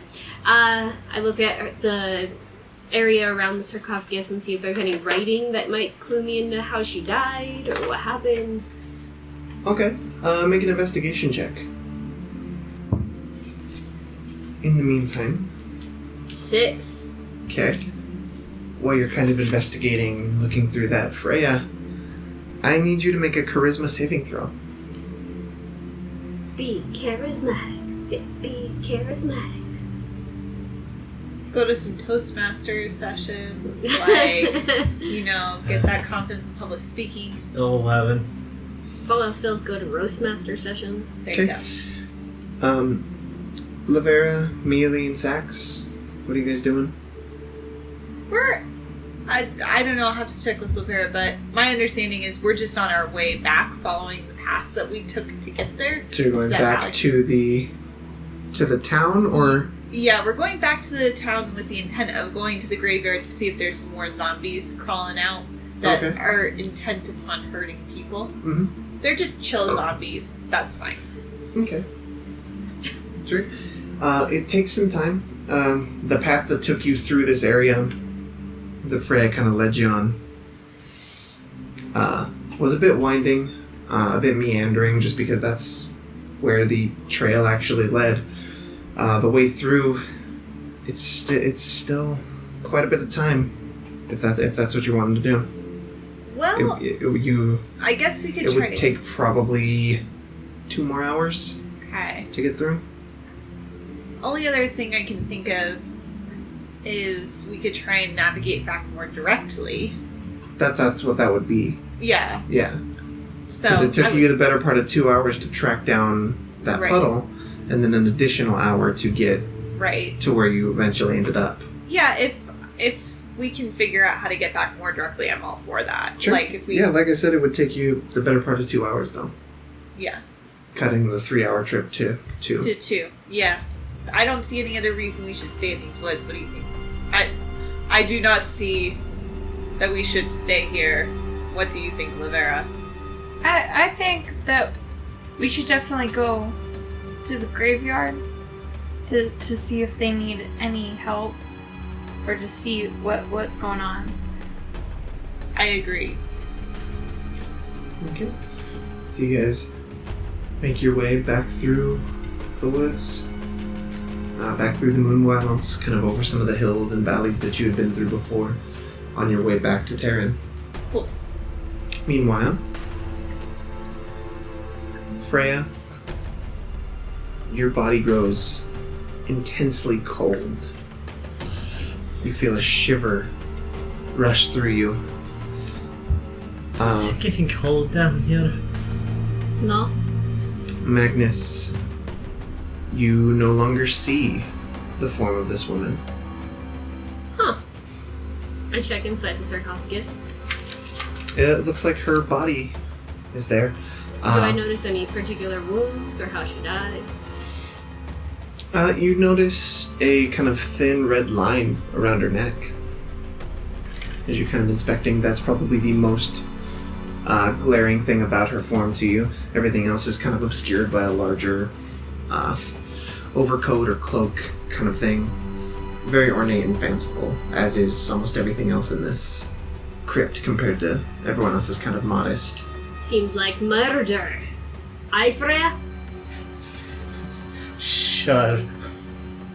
Are you cold? Yeah, some bloody cold. How? I don't really know. Looks like the lady left us. Freya, you fall unconscious. What? Boom. Just Hey right onto the now. crypt floor. Hey now. Get up. I bend over and I kind of like slap her cheek a little bit and see if she's breathing. Yeah. Freya seems to be breathing. Alright. You gonna wake up, Freya? It takes a little bit. Shake her real good. It takes a few minutes before Freya finally kind of flutters back to consciousness. Hey, you found the floor? What? The whole floor. Where am I? You're in a sarcophagus area. I don't know what they call them, a mausoleum? Mausoleum? Yeah. Didn't you know you died 5 years ago? Alright, I know I didn't die 5 years ago. No, that's your body in the sarcophagus over there. We both died, actually. I'm over in the next one.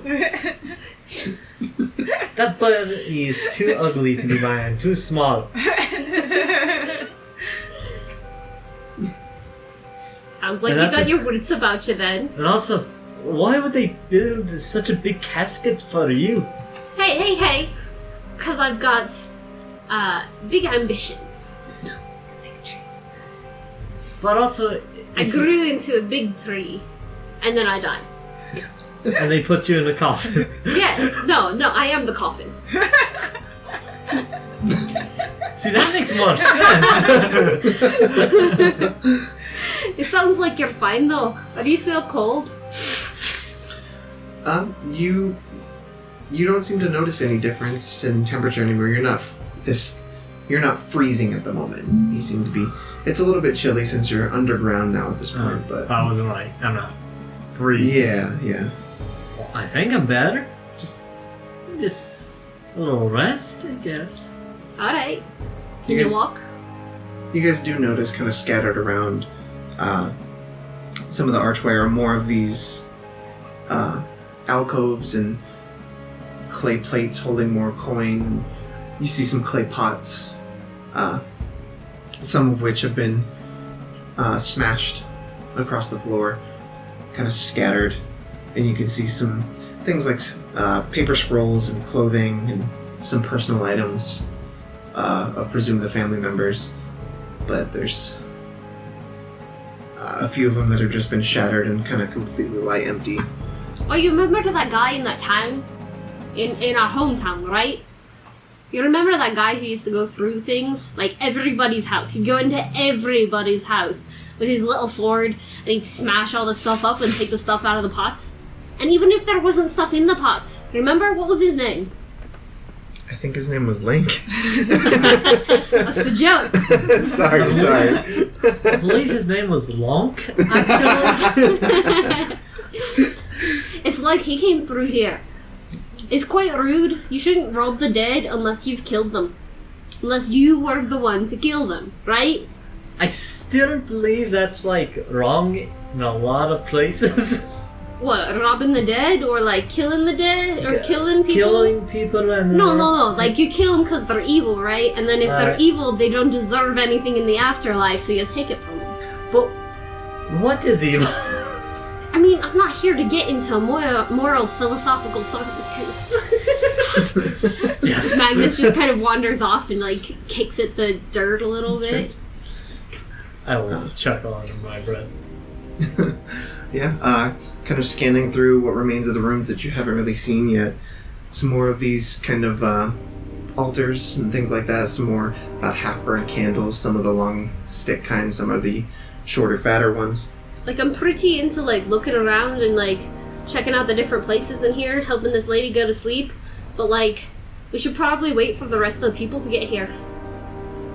You do see in one of the rooms, probably the only one of real note, it has a kind of longer table set up in there with various different supplies, like clamps and things like that, some pincers and things. You also see within that room, kind of tucked over in one of the corners of it, is a wooden chair with a body sitting atop it. The body itself is very kind of decrepit looking, almost skeletal even, just this kind of pale yellow skin stretched across the bones itself, almost like it was essentially in the process of being embalmed or mummified. Maybe now's a good time to check on the other team. Okay. Yeah, hopping back over to Mialee, Sax, and Laverra. After a couple hours, you find yourselves back in the town of Taryn. You can see the merchants and some of the people beginning to kind of reset up their supplies and get things kind of reorganized after the chaos that was the early morning. Is there anything you guys would like to do, or are you looking to head straight to the cemetery? I think Sax is gonna ask some of the passersby to see if they've seen anything weird. Citizen, have you seen anything weird? Define weird. So remember, There were some earlier- bodies earlier. Came back to life, I think. Yes, there were 3 of those. Have you seen more than 3? Like, today? Yes. No. That's good. I was inside most of the day, though. Smart. You would have died. Maybe. You would have been grievously injured. Probably. Well, we are going to the graveyard. So, Oh, okay. if you hear screams or yelling, go back inside and lock your door. Okay. We'd have to scream really loud to reach over here, but okay. I can scream very loud. I don't care for a demonstration. I agree. It should only be used in emergencies, otherwise you might evacuate. I can also scream really loud. Laverra, no. You see this kind of burlier looking gentleman with a bald head kind of return to his work, lifting crates and loading them back into another merchant. Or another storefront. I look at Laverra and go like, are you cool with going to the graveyard? Yeah. Okay, cool, Yeah. let's go. Doesn't take too long. Maybe about another 20 to 30 minutes of walking from the town itself, but you do find yourselves at the entrance of the gates to the actual cemetery itself, and you can see the same kind of wrought iron entryway that Magnus and Freya saw. Cool.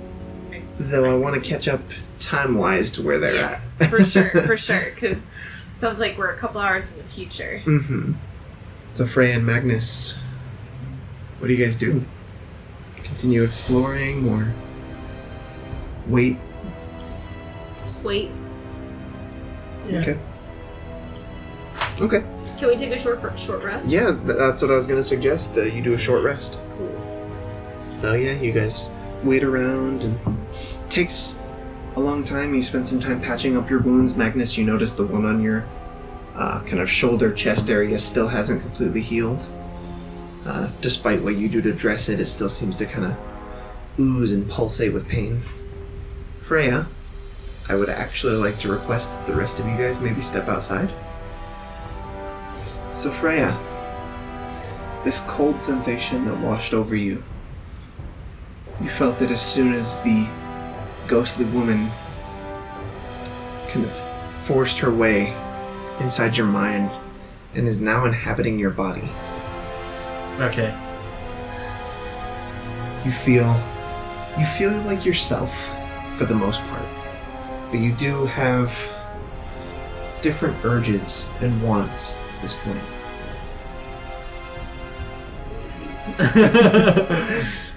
You are possessed by the spirit of Mistress Taryn.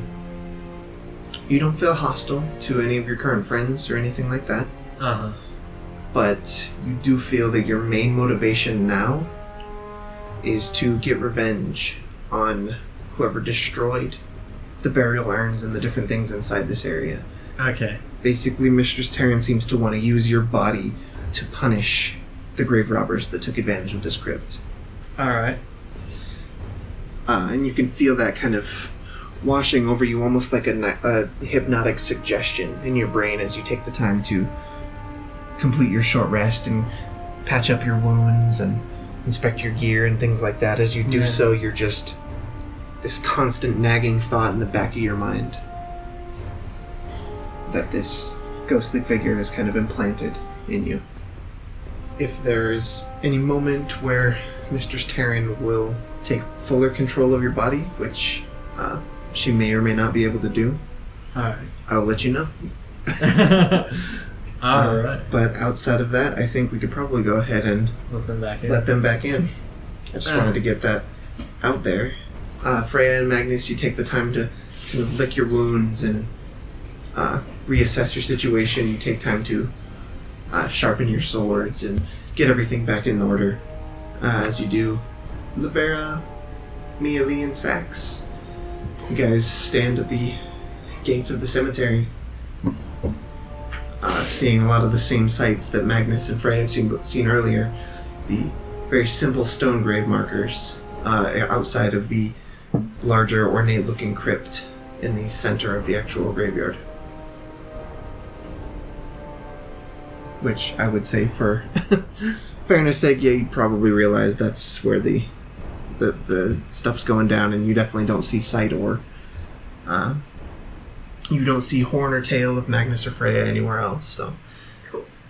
And then once you arrive to the gates of the actual crypt, you notice that the lock has been smashed and the chain has been pulled to the side. So you enter, and eventually you are in the same area as Magnus and Freya. The party's reunited at this point. You guys actually hear footsteps above you as Sax, Mialee, Laverra, and Apollo enter the crypt. Hi! There you are. Did you get the guy? We did. He is very dead again. To be honest, I felt a little bad. He was crying. I did not know that the undead cried. Like, what kind of fluids was he crying? I did not want to get close enough to find out. Sure. I just heard sobbing. I mean, it's alright for the undead to cry.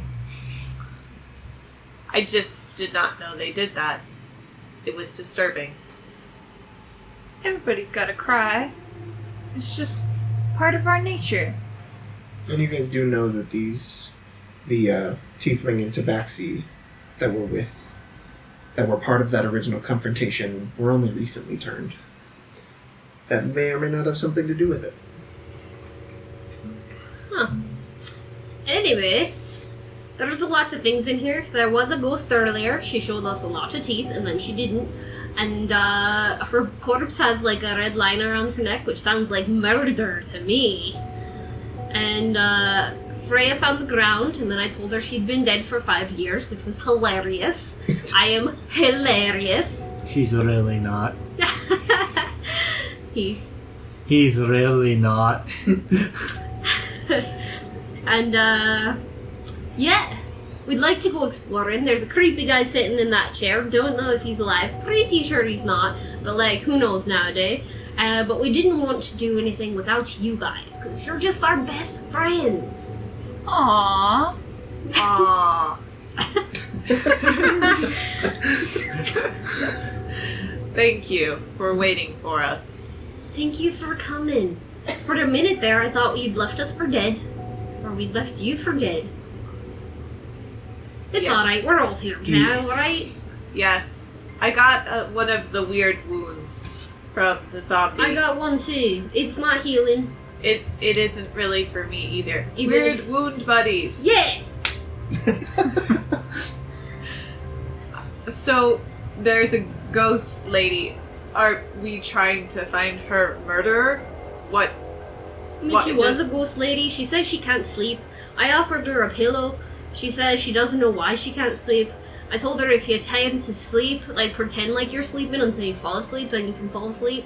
But she said that's not what she meant. She might require rest like I do, where she stays fully conscious, but she is resting. Possibly. So, I think she needs us to figure out something about her neck, though. I don't know. No, maybe the person in the chair murdered her. Sorry, Freya. Well, maybe she could get some sleep if somebody didn't trash the place. Oh. Oh, yes. Did Yeah, there's a guy in our town, our hometown, right? His name's Long, and he went around wrecking shit up. It looks like he's been through here. It doesn't look good. What about, though, the kid who's had the armor? Does the stuff in here look... I'm asking the dungeon master now, like, does the stuff in here look clean? Or is it kind of grody, like the stuff that was in jars? It's a mix. A lot of the kind of offerings left in those clay plates, like the gold coins and the plates themselves, look fairly recent. The actual main thoroughfares through, like from the steps leading down to the actual areas, pretty clean. Not a lot of dust has had time to gather, it seems. Some areas, though, are just completely covered in cobwebs. It just depends on where you're kind of looking. The only thing I can think of is that kid with the armor. That armor looked fancy enough to have come from a place like this. And some of this stuff is kind of grody. So maybe he came in here, stole the armor, messed the other stuff up, and then that was the curse for stealing from the dead, was he became undead. Huh? Maybe. Let's get But that she armor. says that, like, she said that there wasn't anything that she was doing about it. She didn't have anything to do with the Dead Rising. So I don't know if that'd be it. Well, there seems to be two distinct differences of zombie, at least. I am not sure why, but when we first came they said there are zombies, but they're not, like, trying to eat people or hurt them. They're just walking around being undead. And then when we got here, this kid in the armor seemed to have turned the other two into zombies. And the armor seems very suspicious. I agree. It's suspicious armor. So, I don't know. I don't know if there's two different zombie things happening here, or the first zombie thing has just escalated into a different zombie thing. While this conversation is happening, Magnus is starting to put things back into, like, different pots and, like, kind of tidy up a little bit. Okay. Yeah, some of them are smashed and scattered. Pieces are too small to kind of clean up. But Careful with that. Put it out nicely. I Just be mean, careful. I'm as nice as I can right now. Just, I've got little hands. just I'm pretty be- nice about things. just be more careful. And just sort of like tensing up. Are you okay, Freya? No. I mean, when is Freya ever okay? This just... Normally Freya is very much like brash and where can I get a drink? I mean, I could that's mean, something you're right. just like her. I really need a drink right now, but Saxifrage, make a perception check, please. Magnus can do the same. So perception? Yeah. 10. 17. Okay. You guys both notice that the areas that are kind of cleaner, kind of representing the pathways that most people take when coming through this area and through the crypt itself. The one that leads to that strange embalming room with that the body, the skeletal figure inside. The pathway to that room is very clean, as well as though someone traveled back and forth between that room very quickly and very often. I look at Magnus significantly and, like, shrug my shoulders and point at the floor.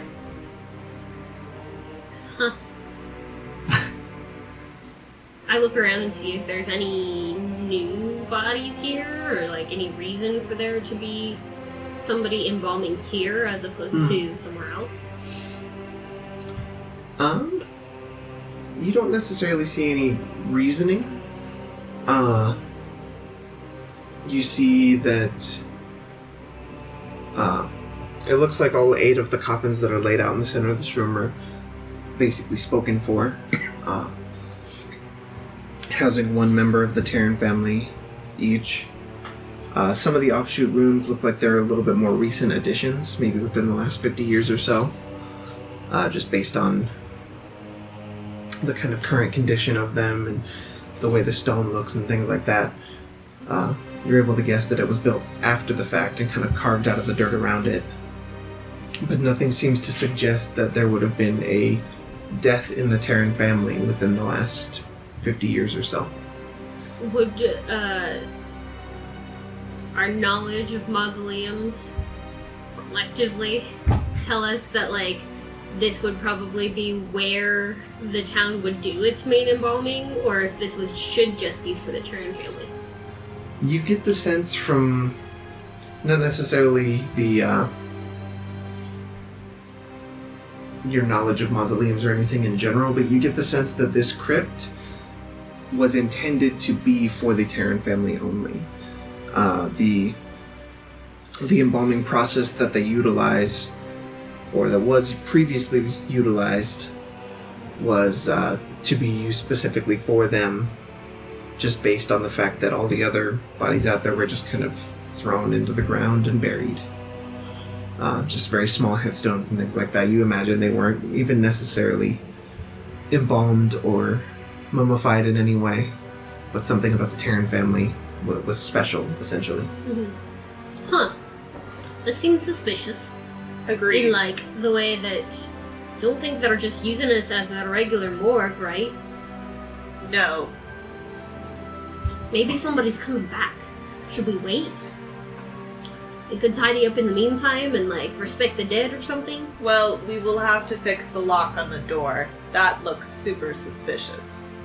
They will You're know right. we are here. You're right. Who's ever been walking down here, I'm gonna find him. I'm gonna bash his head in. I mean, that sounds like Freya. That does. I would like to do an investigation check on the body in the chair. Okay. And just kind of Right, look like around we've the all just room. been ignoring just a straight up body. Yeah, just like, well, that's weird, and then moved on. Like, Okay, go ahead and roll investigation. Is anyone joining Sax on this or no? Yeah. would like to. Oh, Okay. she did. that's a 23. Okay.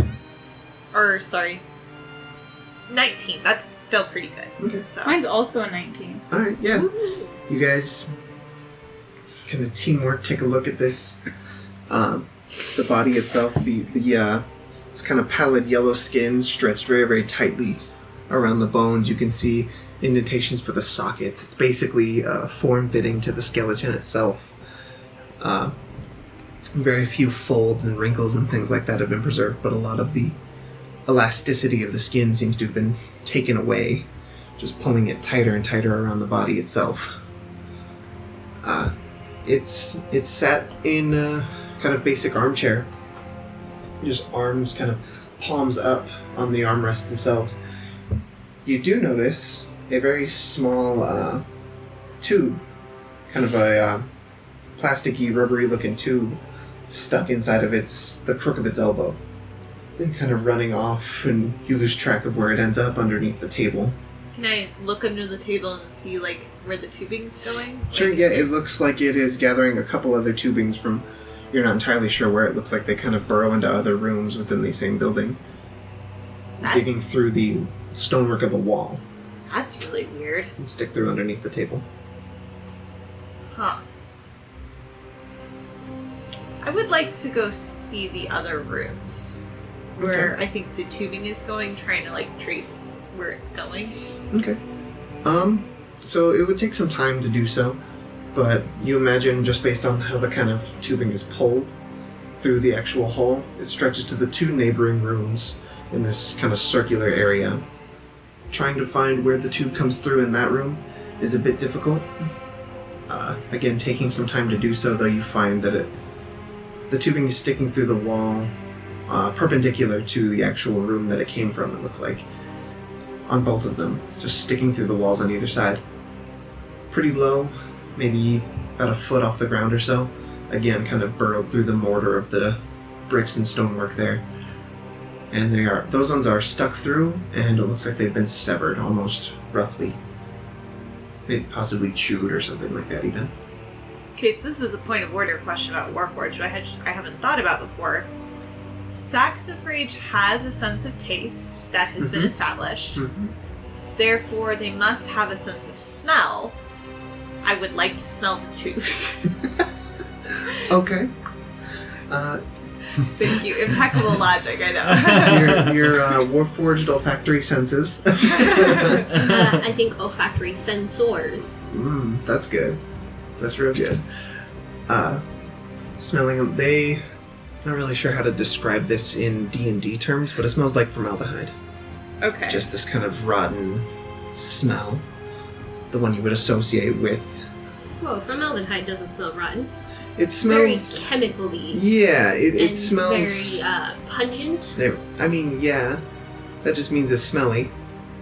I mean, it is. It's definitely smelly, but it is... Like, you walk into a room and you're like, that's formaldehyde. Yeah. Even, like, But in sciences that use other fluids, you can tell the difference between those other fluids and formaldehyde, because formaldehyde is so distinct. Yeah, but it does have that distinct kind of chemical smell and flavor profile to it. Yeah, I mean, I don't know much about this world, but I'm willing to buy that there's formaldehyde in this universe. It's a chemical process. Yeah. And obviously it seems like they used it for the embalming process. Yeah. Weird. Why go to all the trouble putting it through walls, though? That's really odd. Okay. But yeah, it sounds like I've seen everything I can in that particular room with the body, right? Or at least with that role I have. So. It definitely takes some time to look through and see. There's some more things on the table and things like that, just various tools, it looks like, of the trade.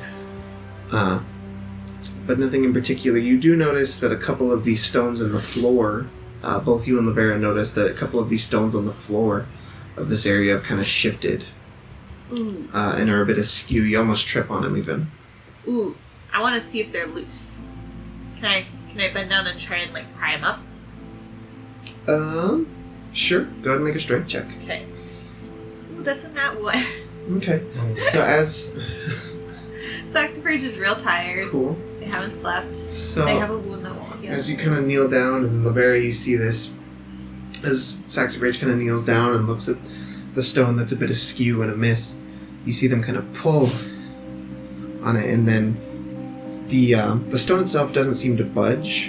And then Saxifrage, you rest your full weight on your palm, just trying to get a better grasp at this, and several of the stone bricks on the floor begin to fall underneath your weight. You guys can see more and more kind of fall through this domino-like effect.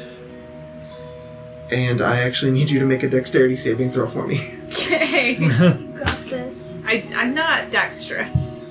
You got this. Laverra, I know you were hoping investigator. I'll have you roll one as well. Alright. That's a 17 on my dexterity Okay, saving good throw. to know. That's 11 Okay. on mine. Okay. So, Ooh, is Apollo with us? that's up to you. No. He's gonna stay back with Magnus and Freya. Okay, so as the floor of this room begins to give way essentially under the weight of Saxifrage pushing this brick out of line, Saxifrage, you're able to kind of push yourself up and prop yourself up, and you can actually hold on to the edge of the table that seems to be bolted to the actual wall, and you remain on this floor. Laverra, you kind of being caught off guard by whatever just happened, you begin to fall, almost a free fall, through the floor of this room. This dirt tunnel seems to be dug underneath, begins to just drop you.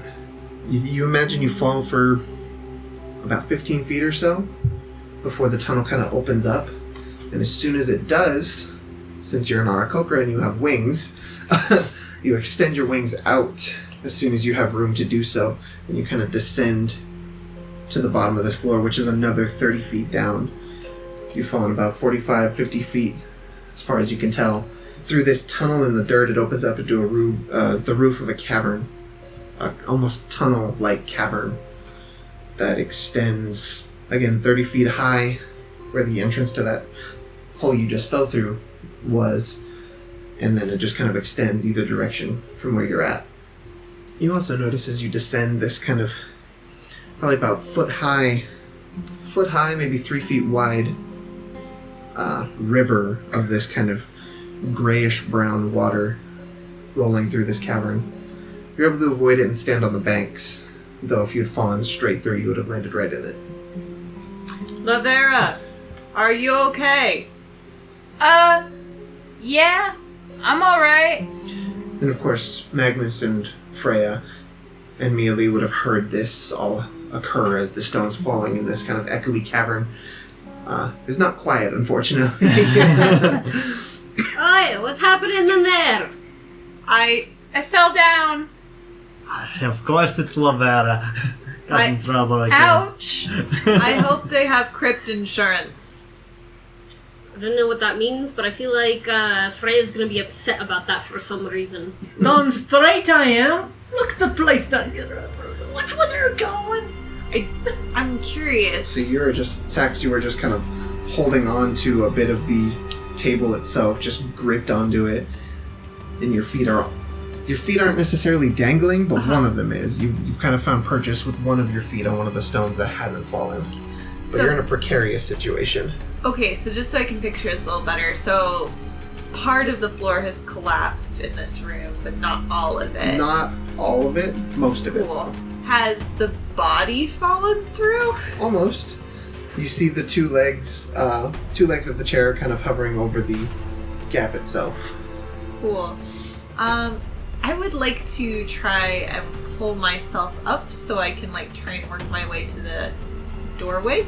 Sure, make an athletics check. Ooh, that's not good. That's a 9. Okay. So with that, you find yourself kind of shifting along the area that you can.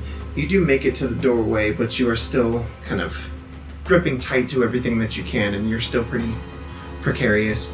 If Magnus and Freya or Mialee would like to, they can grab you and kind of pull you in Help! to safety. I reach forward. Yeah, Them. No. them. No. Yeah. Easy Got enough. You grab them and pull them to safety.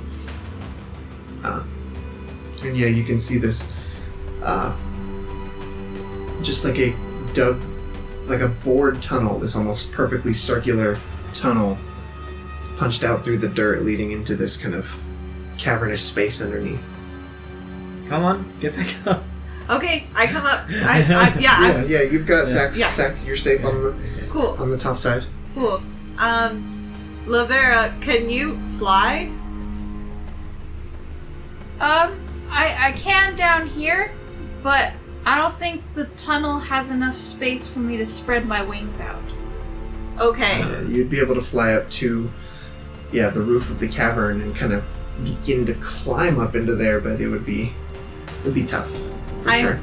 I have rope. Yeah. There you go. If you want to fly and then grab the rope, because I've Okay. got 50 feet, so How much is it down there?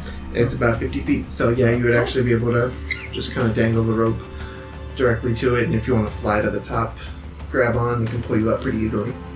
Yeah, I'll do Okay. that. Yeah, so Cool. you're back up top side as well. because I turn to Laverra and go, It's around this time that the actual chair with the body sat in it kind of tumbles forward down into the hole. You hear a splash as it hits the gray-brown water below. oh dear. I hope that was not a recent addition. So, yeah. It was kind of gross down there. I don't want to go back down there.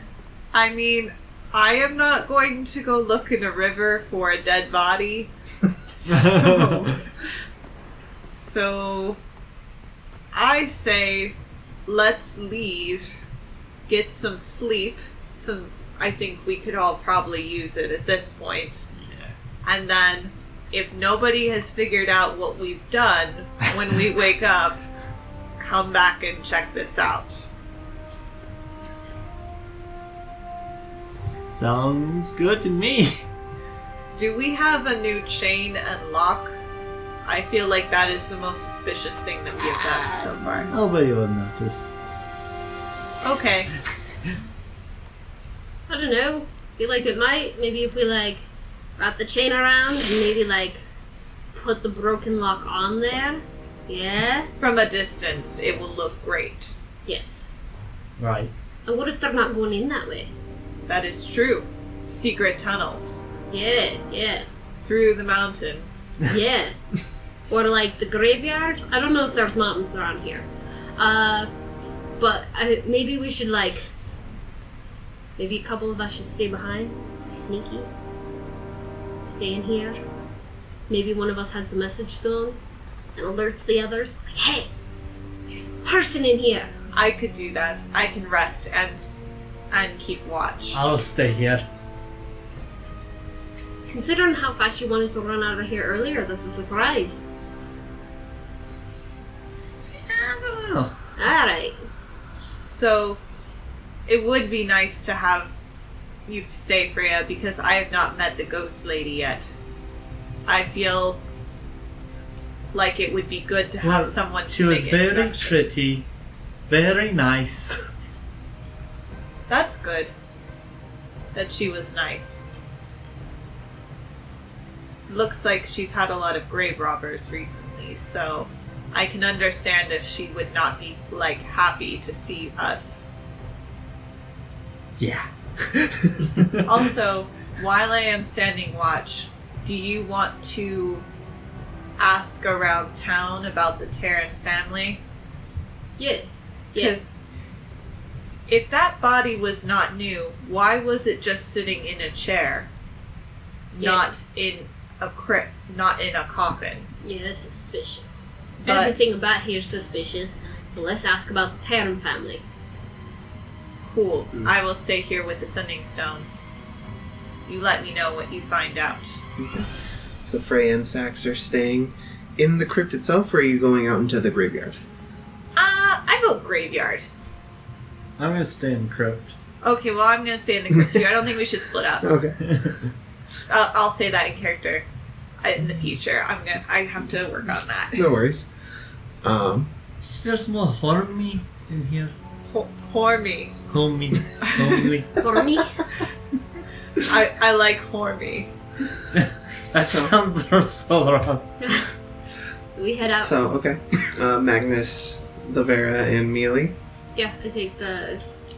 Who has the other stone? Freya had one and Sax had Yeah. one. Yeah, I take one from Freya. Okay. You head back out. Let's see. Is it dawn yet? It was done before the zombie fight. Cool. Yeah, it's probably only been like 6 hours or so. It's about noon, Cool. realistically. As you guys head out of the crypt and make your way back to Taryn, I presume now taking the time to wrap the chain back around and put the lock back on there loosely. I decide to talk with Magnus just a little bit on our way back. Magnus, I'm a little concerned about Freya. She wasn't acting like herself in there. I don't know, she's threatened to smash things. Like, that sounds like her. Yeah, but you said that she wanted to leave, but then she wanted to stay, which doesn't really seem like her. Yeah, she did take a comp to the head or something. I don't know. I turned around and she hit the ground and... It was, took her a little while to wake up. Like, Maybe I don't want to say that she was possessed by the ghost lady. But I mean, it sounds that way, but I'm not going to bring it up because I hear if you bring up a haunting, then, like, it just makes things worse. It's like if you find, like, a trapped rat and you threaten it more, it's just gonna get vicious. Instead, you could just, like, ignore it for a minute. See how it works out. Yeah. I mean, I'm not dumb. I've seen it. She's my best friend. I know she's acting weird. But, like, don't gotta point it out yet. You know? I'm just worried. What if we point it out and then the lady inside her rips her apart? That'd be terrible. She's my best friend. And also my muscle. So, like, let's just chill. Treat her as normal. Try to fix the lady's problem. It sounds like she wants us to do some housekeeping or some nonsense. So, like, maybe a little revenge killing for whoever's doing this nonsense. So, like, let's do that. If that doesn't work and she's not acting normal still, then maybe we can confront it. alright. You guys make your way back to the small hamlet village of Taryn. Is there anybody you'd like to specifically seek out to talk to, or... I seek out the creepy shop owner and then head to the tavern. Okay. So you're going inside the kind of blacked out building? Yeah. Oi! Yes. Yes, yeah. You spoke to Sax. He tried to tell us some stuff, right? Yes. There were some gods and some people walking around, and now the undead are, like, trying to fight us. You ever heard about the Taryn family? I have heard some. What have you heard? I've heard they were the founders of this town. Many years ago. Mm-hmm. Lots of money in that family. Lots of wickedness as well. Lots of wickedness, like how? They were unjust to the people. Mm-hmm. Slave owners. Sure, that's bad. Hoarders of wealth. That's, yes. Hoarders of good. And murderers.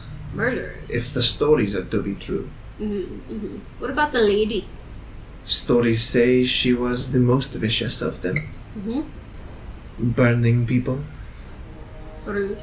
Torturing them. Mm-hmm. Whatever things you can think of. The Taryn family put innocent people through. Are all the Taryn family dead? Or did they have some ancestors? As far as the stories go, they're all dead. Many of them killed. What about the 8 in the mausoleum? Were they, like, special? Those were the original family. Mm-hmm. The mother, the father, and their children. They had 6 children? That's too many. Mm. Especially if you're gonna be evil, right? 6 biological children. I don't know what that means. Like, did they, like, create some children? They adopted, Hmm. as charitable of a description as that could be for what they did. So they'd, like, murder the parents and then take in the kid and then treat him as a servant? So you've read the tales too. I mean, it's obvious. If you're evil, that's kind of what you do to get your servants, right? Then you don't have to pay them. You're like, oh, we're providing a roof over your head. If you don't like it, then you can just go out. The kind of porcelain masked face cocks to the side. Is this a personal story of yours? No, I don't think so. Hmm. I don't remember my parents. I remember the trees. You don't remember your parents? Yeah, that's fine. Hmm. How old are you? I got rings. I don't know how many because I'd have to cut myself open to see them. Hmm. That's what trees do, right? You That's how you tell how old seem a tree is. very young. For a tree, I'm kind of a sapling. I'm gonna Uh, get real wise so that I can go back to my forest and plant myself and be useful to druids. The shadow cat kind of stands on top of the table and crouches real low looking at you. Huh, that's a strange place to talk, but sure. And you are a strange person to talk to. Yeah. I don't think you have to stand on the table to like see. I don't know, I'm already short. They kind of lean down off the edge of it, looking at you even closer. Mm-hmm. Hmm. Did you have any more questions, Magnus? What if I said the lady's hot in the thing and she can't rest? What should I do about that? She can't remember why she can't rest. Some are too wicked to move on. But if given life as a spectre, it can be killed again. Ah. Did you do that with like a magic weapon like this? He takes out Bloom. Lucian kind of stands aback. Something like that. Alright. Divine righteousness helps too. I got loads of that. I'm one with the Three Mother. Wyldmother? Melora. And I'm one with the Raven Queen. That's pretty cool. Is that why you know so much about death? That Does she whisper in your ear at night? No. Oh. If she did, that would have made my studies much easier. Oh man. But Good luck with your studies. Good Hey, do you luck. happen to have any healing potions? maybe. How many do you want? I don't know, like 1, 2. Depends Kinda- on how much they are. I'm kind of poor. They kind of stand back up on the table, reach into their pitch black leather coat, and pull out a small vial of that kind of red, deep red, healing potion. Usually 50, but I like you. I like it too. So 40. Sure. She hands it over to you and pay for it. Yep. Is it just a regular healing potion? Yep. What else can we do for you? And her head kind of snaps over to Laverra. You? I don't... Laverra kind of gets, like, really uncomfortable after their offer to her for the ring. Well, not right now. I mean, I don't need anything right now. The offer still stands, child. If you would like the ring. Okay. I'm still thinking about it. Got a lot on my mind with Ghost Lady and I like try to bring his attention back to me, or her attention back to me. There. I bring their attention back to me. Like, hey, I wasn't done. Do you know anything about this? Since you're part of the wild or the Raven Queen, right? She's all about necrotics or death or something. I got a thing that will heal. Oh. And my friend has one as well, so if I know how to do it, or if you have something for it, can I get it? You see them kind of reach out their hand to it. If you get some sleep, it should go away. Oh, well, that's cool. That's good. Good. Begins to trace an arcane sigil above the space, above your wound. And you can feel for a moment this kind of black and gray energy begin to stitch it closed. Lesser restoration also does the trick. Some are beyond that realm, but luckily, this one is easy. Thank you. Appreciate it. As for your friend, tell them to get rest. Okay. I wonder if she can sleep in the grave. I wonder if they can get some sleep in the graveyard. I kind of mumble to myself, and I take Laverra and kind of push her out ahead of me. That is where you guys kind of reconvene with Mialee, given her discomfort with Lucian before. Mialee elected to remain outside during this. Is there anything else you guys would like to do? Sax, Freya, anything? Let's see, Sax is going to turn to Freya and go, if you would like to rest, I will keep watch. I can rest and watch. Alright, just let me know if you see anything suspicious. Will do. So you guys settle in for rest? Yes. I take it that the rest of the party settles in for rest in the tavern. Yeah? Yeah. Also, Rosa asks where your friend is. Oh, she's busy. That's too bad. Well, I'm sure she'll catch up with you. She seemed to like you. Alright. So you guys settle into the room itself. Mialee again on a bed that actually fits her. And you guys settle in for a long rest.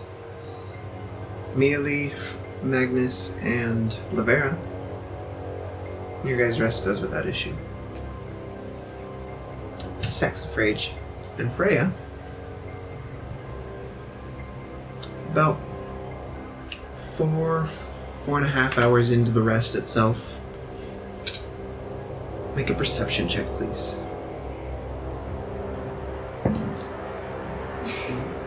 Freya, please. You're asleep, I guess, so... Freya's asleep. Cool, I got a nat 1. Okay.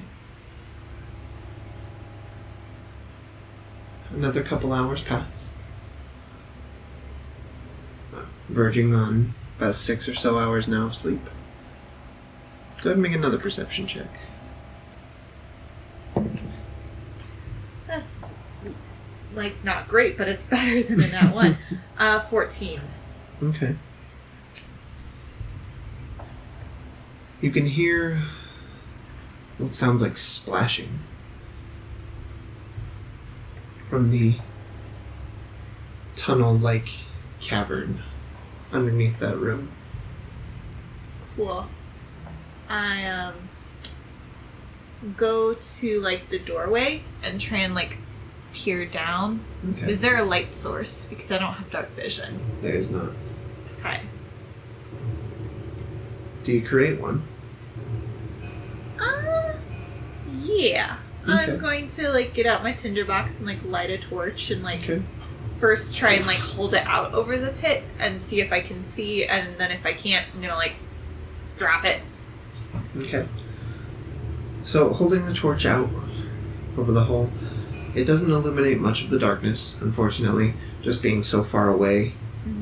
You can't quite see the bottom, but you can see several shadows begin to shift and move, corresponding to some of these sloshing and splashing you hear underneath. You're just not able to get a good look at it. You drop? Yeah, I'm gonna drop it. Okay. You drop the torch. As it passes through, you can see it kind of tumble. Before it lands in the water, splashes and extinguishes. You see the light pass over a relatively tall-looking figure. Possibly around Freya's height, maybe even a little bit taller. Not quite as tall as you, but still large for what it is. A very humanoid, skeletal figure. You're not able to get a perfect glimpse at its form as the light passes by so quickly, but you can make out these sunken black eyes, a large kind of furred cloak, and a crown on its head. A silvery crown. I duck back quickly, like I was being so sneaky, dropping flaming torches on people's heads. And that's where we're going to pick up next week. Woo! So, my friendly advice for the week is, I would say if you notice like your friends or just people around you seem to be suffering from allergies this time of year, if you could pack a purse pack of Kleenex on your person and then offer it to people as need be, you will gain an instant friend. Like, even if you don't know that person, they will love you. So, it's a little thing. Maybe try and carry like just something that you think might be a little useful to someone else, like Kleenex. I'm suffering from allergies today. That's why this is really on my mind. I love the people who give me Kleenex. So, self-care tip is people always tell you that if you want to feel better, just like get in your comfy clothes, but sometimes it's the opposite and you just want to dress up and make yourself feel like nice and pretty. Like, do that too. Like, wear whatever makes you feel comfortable and whatever's right for that situation. Because if you're at home and you're like, wow, I kind of feel like not good, so maybe I should put on some fancy clothes, do my makeup for no reason other than for myself. Hell yeah. I'm with you on that, because sometimes you can get in that state where you're just kind of stuck in a rut, and putting on clothes of any kind will help you kind of push past some brick walls of depression. Yeah. Because, sometimes I gotta force myself to get dressed, otherwise I just kind of wallow in it. But does Coco ever say anything? No. No, Coco doesn't usually really say anything. You can follow Coco on DeviantArt at... Follow me on DeviantArt at Coco the Devi. Follow us on Twitter, Facebook, Instagram, and you can also listen to our podcast on any major podcast app or at podbean.com. We're also on YouTube. We're also on YouTube now. That took a lot. Yeah. You should expect some animation soon, we hope, and some YouTube videos that are a little bit shorter and kind of just the fun moments, we hope. We also have stickers available on redbubble.com. Just search up Bard Time Stories and you'll find some cool designs. your weird animal fact of the day is that koalas have fingerprints like people do. I think she said that one. Yeah, she did. She said that one last Dang! session. No, I didn't mean to do. Okay, so then I gotta come up with a new one. You must have found the same place she finds them. Okay, here's another weird one. Naked mole rats are a personal weird favorite animal of mine. Feel free to go down that Wikipedia tunnel rabbit hole. I don't have time to go into it, but one of the weird facts, they don't need to drink any water. Mm-hmm. Yeah, that's upsetting. You know why? Go look it up.